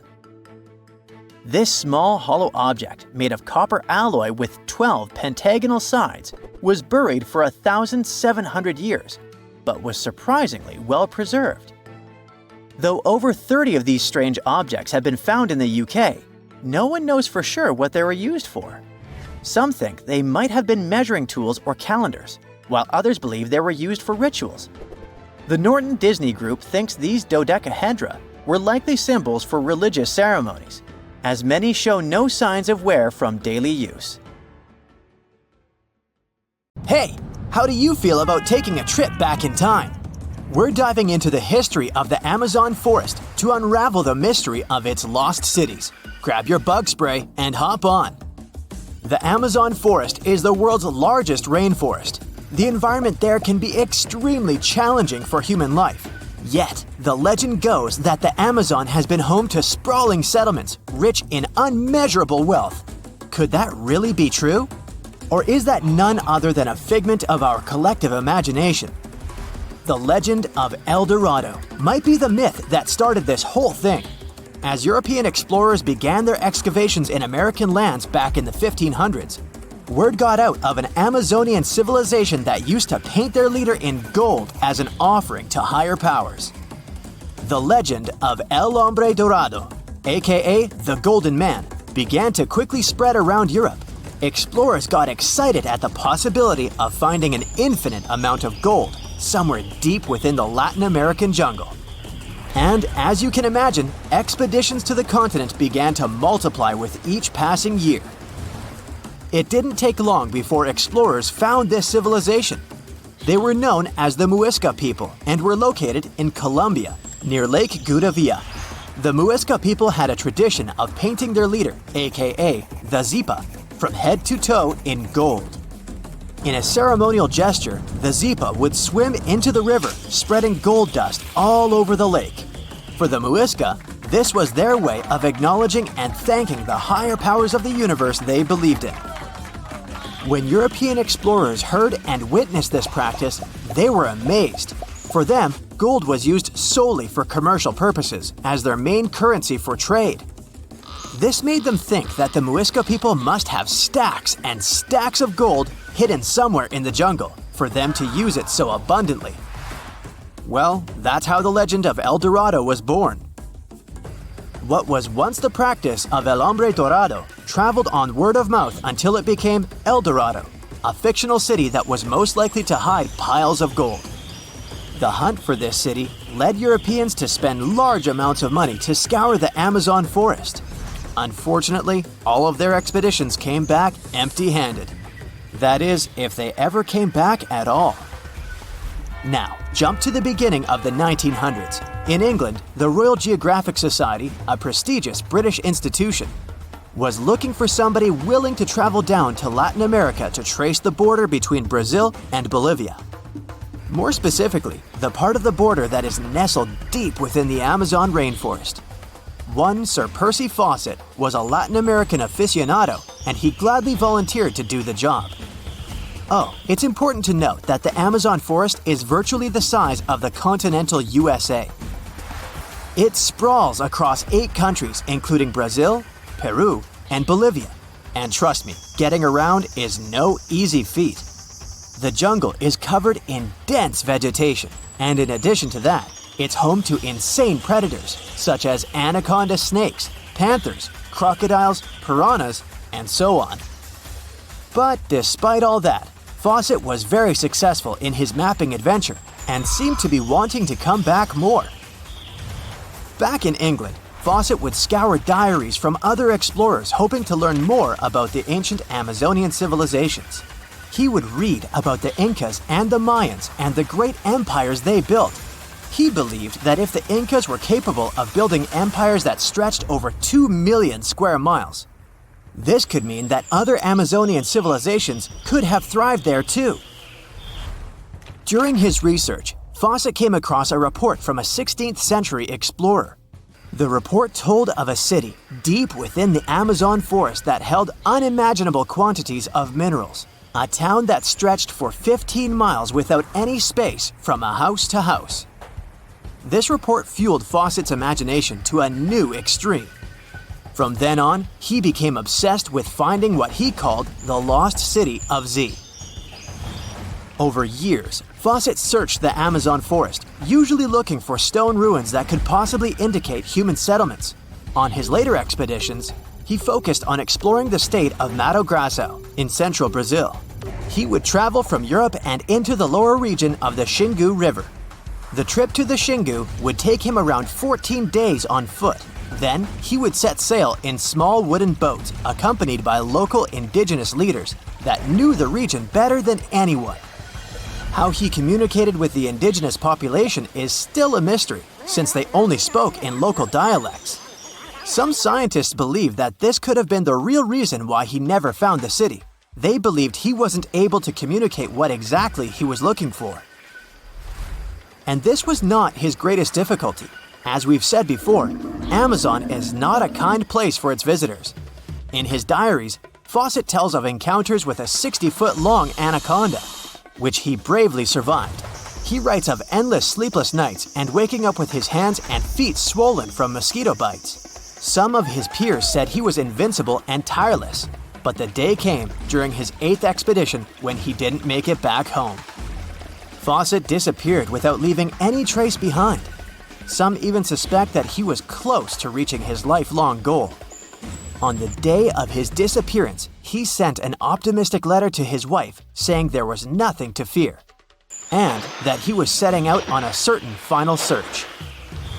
Fawcett's failed attempt to find ruins seemed to support what had become a consensus among experts at the time, that this rainforest was too inhospitable to support large, complex societies, let alone cities. Experts were convinced that the Amazon's lost cities were nothing more than fiction. That is, until the 1960s, when modern research began to find evidence that suggested otherwise. Scientists discovered patches of extremely fertile soil. They called it Black Earth. And apparently, they found lots of it in the Amazon, especially alongside rivers. Further research even showed that such soil was created by human waste or the intentional burning of forests, which adds nutrients to the soil below, which could only mean bingo!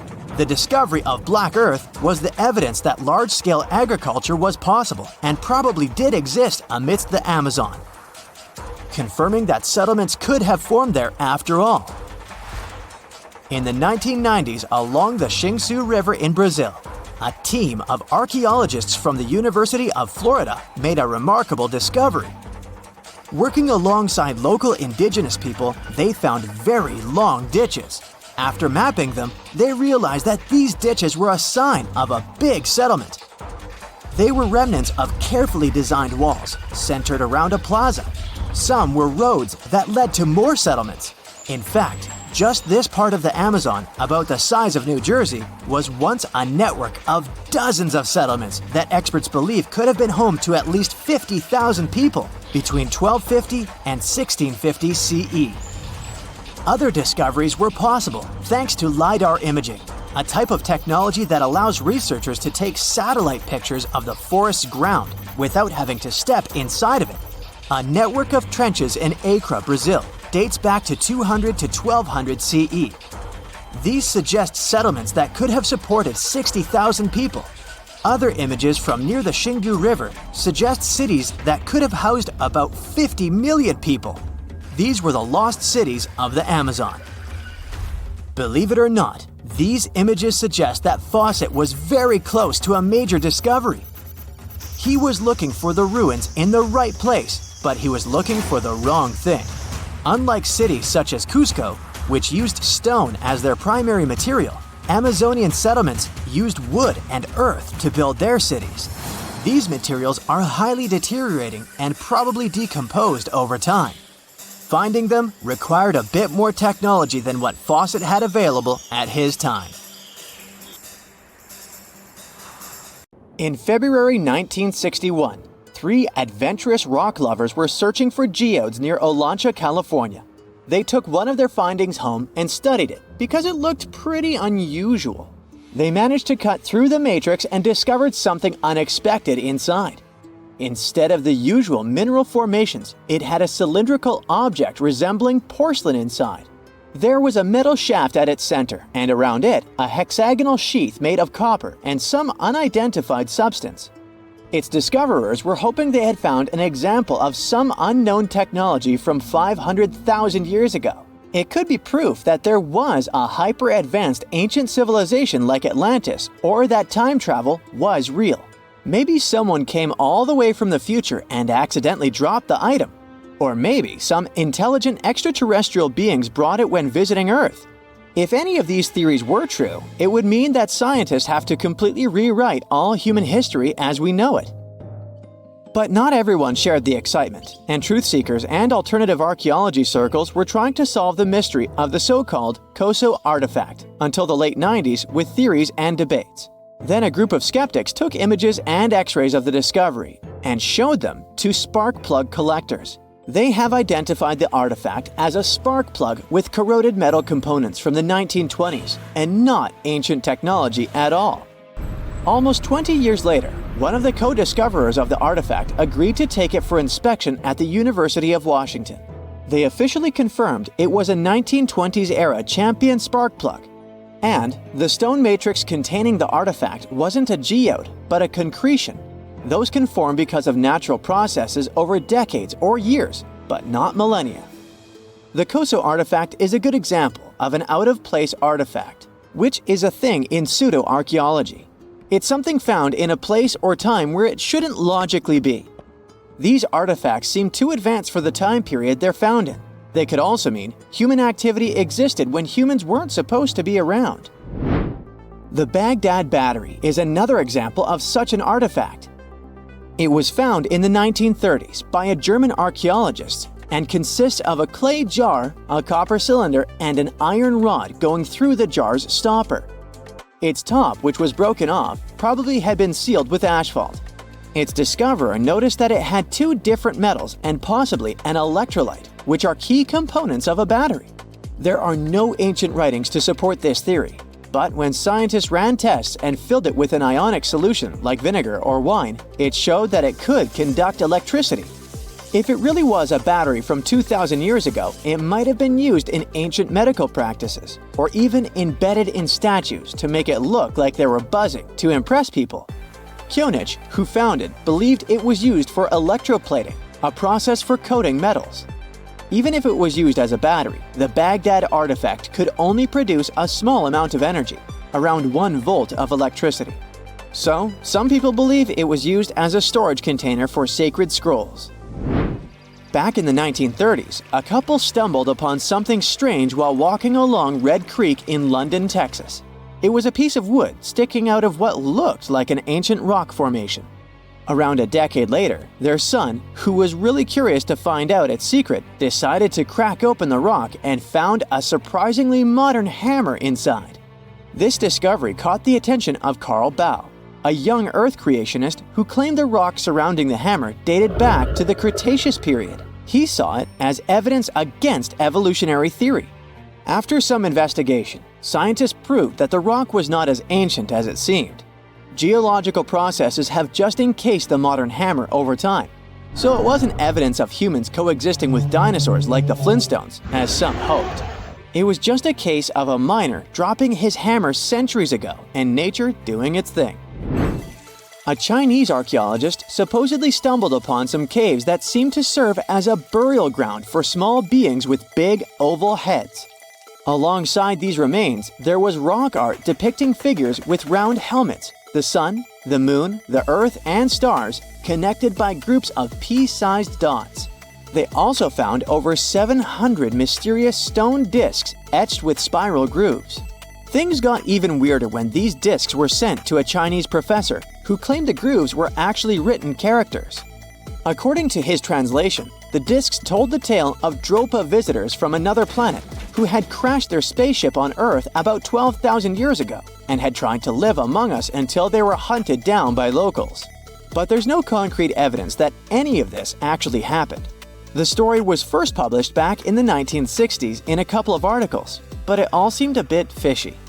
None of the people involved, the archaeologist, the professor, or even the university they supposedly worked at, seemed to have left any trace in the records.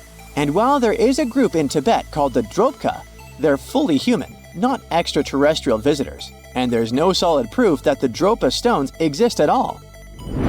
In a remote part of China, there are some bizarre pipe-like formations known as the Beigan Pipes. A local explorer found them back in 1996, protruding from Mount Beigan and along the shores of Tosan Lake nearby.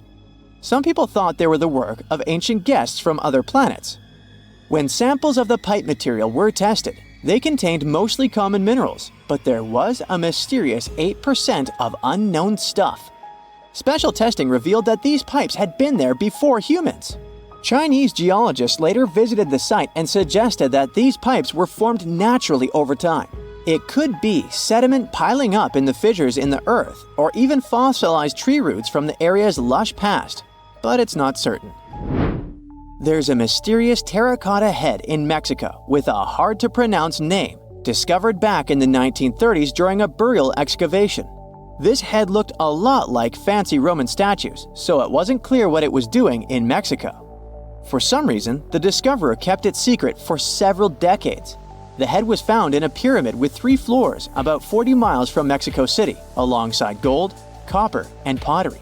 Some argue that if this head really is many centuries old, it could mean the Romans or some other civilization had made it to Mesoamerica before Columbus did. There are also drift voyage theories mentioning a shipwreck after which some artifacts and survivors made it ashore. Some suggest that this figurine head was a little souvenir brought over by the Vikings. But there's no solid archaeological proof of the Vikings meeting the folks in Mesoamerica. There are some artifacts floating around, but none of them have been stamped as undeniable evidence of pre-Columbian contact. So the mystery of how this head ended up where it did remains unsolved. While digging a trench along a river in Romania, workers found a wedge, which is now famous as the aluminum wedge of Ajud, or the object of Ajud. Right next to it, there were some mastodon bones. Those distant relatives of elephants lived 11,000 years ago, so the wedge is probably of the same age. The cool part is that it's made of aluminum, a metal not even discovered until the 1800s. This material requires serious heat to produce. The wedge is also covered in a thick layer of oxide that's been sitting there for hundreds of years. Some folks believe this wedge must have crash-landed here on a spacecraft from some other planet. Some scientists think it's all a hoax, and others suppose it might be a human-made object with an unknown purpose. Imagine you are walking to your car in the morning, but there is a problem. Your vehicle is not sitting neatly by the side of the road. Its rear end is sticking out of a gaping hole. This is what happened to a Queens resident, New York, back in 2020. A sinkhole had swallowed his SUV overnight. Events like this are nothing out of the ordinary in many parts of the globe. But sometimes, sinkholes can hide unspoken beauty inside them. In East Asia, a recent find stunned the scientific community. Cave explorers came across a colossal sinkhole that concealed an ancient forest. It is located in a province, Guangxi Zhuang, close to the north of Vietnam, the Lê County, where researchers discovered the hidden forest is already famous worldwide for sinkholes. This one brings the number to 30. They are scattered over an area the size of 3 Gibraltars. This is just a tenth of the total number of sinkholes in the whole country. The name Tiankeng for these large holes in Earth's surface translates as sky holes or heavenly pits. The dimensions of the new sinkhole are impressive. It is over 1,000 feet long, and it's pretty deep too. You could fit the Great Pyramid of Giza 1.5 times inside it. The sinkhole's total volume matches that of 2,000 Olympic swimming pools. The exploration team had to hike for hours to reach the bottom. It was all worth it in the end. They discovered a pristine underground forest that had no trace of human activity. Scientists estimate that the plants date back to the time of the dinosaurs. The foliage reached to the explorers' shoulders. Some trees were 2 times taller than the Hollywood sign. This discovery was amazing, but not entirely unexpected. Geologists were familiar with this type of landscape. In this part of East Asia, karst topography is pretty common. The word is Slavic in origin. Since the late 19th century, geologists have been using it to describe barren limestone regions. This type of landscape features fissures in the ground, caves, underground streams, and, of course, sinkholes. Karst forms in parts of the world with heavy rainfall. The water dissolves materials such as limestone or dolomite. This creates a scenery that many people describe as wild beauty. Karst terrains have a practical purpose as well. They are ideal for storing water that humans can drink. Around 700 million people around the world use these karst aquifers as their primary water source. In the United States alone, 40% of the groundwater used for drinking comes from them. Springs of Florida and the Mammoth Cave in Kentucky are just some of the most famous karst areas. Geologists classify around 1/5 of the U.S. land surface as karst. This type of terrain exists on other continents as well, in the Caribbean, Europe, Australia, and Asia. Due to local differences in climate and geology, karst doesn't appear the same everywhere. In the Spanish province of Malaga, the landscape consists of barren rock. This is what the karst regions of Italy, Slovenia, and Montenegro also look like. In East Asia, the landscape over the karst is green. This is because of the humid tropical climate. Sinkholes and cave entrances are usually hidden behind lush vegetation. The region's unique appearance got it inscribed on the UNESCO's World Heritage List in 2007. The world's second most populous country is home to 2/3 of the planet's natural occurring sinkholes, Tiankengs. They start to form when rainwater seeps into cracks in the limestone. Over time, the gaps widen as more and more material is washed away. At one point, the ground above the limestone becomes unstable. The end result is the collapse of the surface layer. This happens suddenly and without prior warning signs. Once a hole forms in the ground, water starts filling it up. Another way for a sinkhole to form is the existence of an underground cave. Its roof can collapse. The shape of such sinkholes resembles a funnel. It is wider at the opening on the top and narrower near the bottom of the pool. The most famous of these sinkholes are cenotes. They occur naturally on the Yucatan Peninsula in Mexico. The region is home to more than 2,000 cenotes. They are all former caves whose roofs had collapsed at some point in time, and they are filled with fresh water. The local people have been using them as water sources for thousands of years. The ancient Mayas gave them mystical symbolism. For them, the cenotes were passageways to the other world. In reality, they are just a feature of karst terrain. Sinkholes that form in regions with abundant rainfall and limestone beneath the surface soil. The depth of a sinkhole can vary significantly. The smallest are barely 3 feet deep. When it fills up with water, it turns into a pond. a large lake can form in the place of a large sinkhole. One example is the Red Lake in Croatia. The most impressive thing about it are the steep cliffs that rise above the lake. They are nearly 800 feet tall. The world's biggest and deepest sinkhole, Xiaoshai Tiankeng, lies in the vicinity of the Yangtze River. The outside world discovered it only in 1994. The hole is so deep that you could stack up 7 statues of liberty inside it. During the rainy season, a waterfall cascades from the pit's mouth into a cave system at the bottom. But not all sinkholes fill up with water. This was the case with the newly discovered giant sinkhole in Asia. It developed its own ecosystem. The high humidity and low temperature inside it were perfect for plant life to thrive. The very bottom of the hole is connected to an underground water flow. Scientists discovered 72 species of rare wild plants in the area. They are in danger of disappearing on the surface, but inside the sinkhole, they have found the perfect conditions for growth.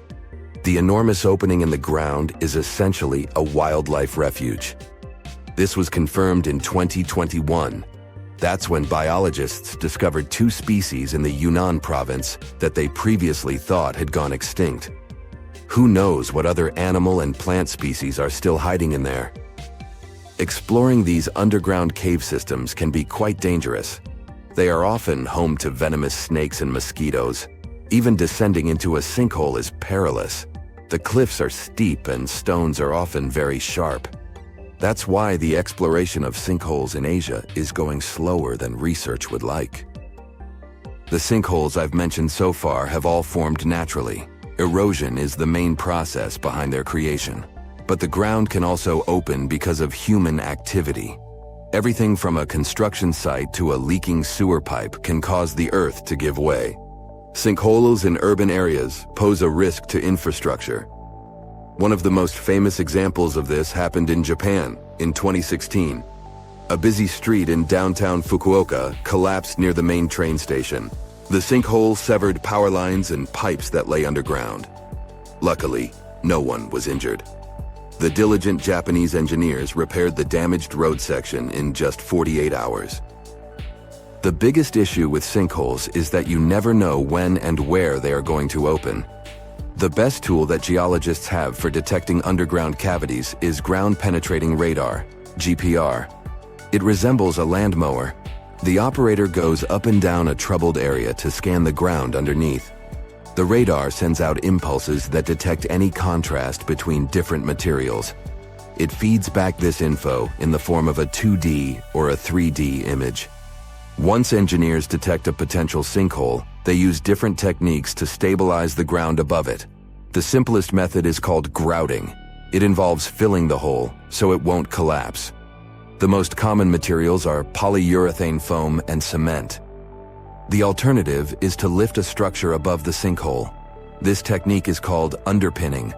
Workers drive steel rods into the load-bearing deeper layer of soil. This is the same construction method engineers use to erect stilt houses above the waterline. It's the first day of your long-awaited trip to the Amazon forest. You flew all the way to South America. More specifically, you landed in the city of Manaus. It's the heart of the Brazilian Amazon. So far, you've traveled by air, car, and now water. You are on a tiny boat, moving through the dark waters of the Amazon River. Yes, the river is also called the Amazon. And just FYI, it's the second longest river in the world. It loses only to the Nile River in Egypt. The Amazon sprawls for an impressive 2,700 square miles, beginning in Peru and ending only when it meets the Atlantic Ocean off the coast of Brazil. To get a closer look at the forest, you decide to start by exploring it by boat. First up, you watch some piranha fishing. You can even try to catch one yourself if you like. As you may know, piranhas are carnivorous fish that inhabit the Amazon River, so it might not be your best option to go swimming in these waters. One of the most emblematic species of alligators present in the Amazon River basin is the broad-snouted caiman. It looks pretty much like a regular alligator, except for the fact that it has a yellow chin. Your guide leaves the boat and searches the water to show you a caiman up close. He also tells you of another legendary creature that lives in the dark waters of the river, the pink dolphin. Lucky you get to witness a family of pink dolphins showing their fins near your boat. They look magical from the place where you're sitting. You've probably never known dolphins can be pink, huh? After a few mesmerizing moments, you discover that the dolphin's pink color is nothing but an illusion. The animals are originally pinkish-gray, but due to the brown colors of the Amazon River, they look vivid pink when you stare at them from above. Your guide tells you that the pink dolphin is a central character of Brazilian folklore. Locals believe that the pink dolphins can turn into humans and wander off into towns at night. You get off your boat near one of the entrances to the forest. Now you're going to continue your trip on foot. Your guide says that you are venturing into very dangerous terrain. The Amazon is home to some of the creepiest species of wildlife on the globe, but don't worry, we'll get to see a lot of them today. You've come prepared, of course. Bug spray, a raincoat, and your sharp eyes. Inside the jungle, you need to be alert at all times. You may have heard legends of the anaconda, a snake that can swallow animals as big as a cow in one go. Sorry to break it to you, but those are not just legends. Reptiles like these do actually exist. They live deep in the jungle. It right there, moving between the trees. Is it a spider? The so-called Goliath bird-eater is a monster spider. Its legs can grow up to a foot in length, and the spider itself can weigh around 6 ounces. It's also known as the king of tarantulas. You shouldn't get too close, of course. It's not venomous to humans, but its bite can surely sting. As its name suggests, the Goliath bird-eater can even eat birds, as long as they are smaller than it is. Up next, you run into another species of spider that draws your attention. This one is so tiny that you almost don't see it. It's known by the popular name of the decoy spider. You see one of its creations, a gigantic spider built by the tiny Cyclosa spider in order to scare off large predators. This is as amazing as it is creepy. A spider that uses the remains of other insects and dry leaves to create the image of a large spider on its web. If it fools predators, perfect! But to us humans, this work of art looks almost endearing. Who knew there were artists in the arachnid world? Near a small lake, you witness a unique scene. A large snake is slowly slithering its way toward a lizard that is resting on a rock. The lizard seems obvious to the presence of the dangerous reptile, but right as the snake is preparing to attack, the lizard flies the scene in its iconic way. The so-called basilisk lizard is famous for its ability to walk on water, or rather run across the water. This isn't an illusion, just a matter of balancing. The small lizard moves its legs on top of the water very fast, while its long tail serves as a counterweight. I wish I could do that. If you've ever wondered what a frog looks like on the inside, you've come to the right place. Right in front of your eyes, there is a rare local species of frog. It's known as the glass frog. This species of amphibian has a type of transparent skin that is completely see-through. In other words, you can see the frog's interior with astounding clarity. It's as if you had X-ray vision. Moving on with your journey, soon you come across a pond. Floating on its water is probably the biggest water lily you've ever seen in your life. These huge plants are also known as the Victoria Amazonica. They can measure up to 8 feet across and hold the weight of a grown-up person. But I wouldn't recommend trying to climb on it if I were you. Just cause, you know, it's the Amazon forest we're talking about. The wildlife here is amazing, but the forest itself is also a sight. There are over 80,000 species of plants and trees grown in the Amazon rainforest. In fact, you can find 10% of all the world's wildlife in this jungle. An estimated 400 billion trees grow on the gigantic area the forest occupies. Of course, this place is bound to be biodiverse, right? You won't be able to witness this phenomenon during your trip, but your guide tells you about a unique species of tree that is famous for being able to walk. Yep, you've heard correctly. There are walking trees in the Amazon rainforest. They don't have legs or anything like that, but they do move around in search of better lighting conditions. The Amazon canopy is so thick that only 1% of sunlight can reach the forest floor. Because of this, some trees end up getting less sunlight than others. The so-called walking palm trees seem to be adapted to this situation. They grow new roots, which helps them move for 1 to 2 inches per day. They can walk up to 65 feet per year. Maybe that's what inspired John Ronald Reuel Tolkien to create ants, huh? Those are pretty similar tree beings that roam freely around the world. I kid you not, it's not only wildlife that inhabits the Amazon. Actually, over 30 million people live in the forest. And there are also ancient settlements that scientists believe to have been thriving there. And I'm not talking about El Dorado, that's just a myth. But in 2018, a groundbreaking study showed that up to 1 million people probably inhabited the Amazon between 1250 and 1500 CE. Can you imagine that? Working alongside local indigenous people, researchers from the University of Florida found several mounds in the Amazon. Besides these mounds, they also discovered interesting ditches and geoglyphs. After mapping all of these recurring mounds, scientists understood that this was a sign of an ancient settlement. They found remnants of carefully designed walls centered around plazas. This could only mean that these ancient cities were big and could host hundreds of thousands of people. These findings brought back the idea that the Amazon could have been home to thriving civilizations way before the Europeans arrived there.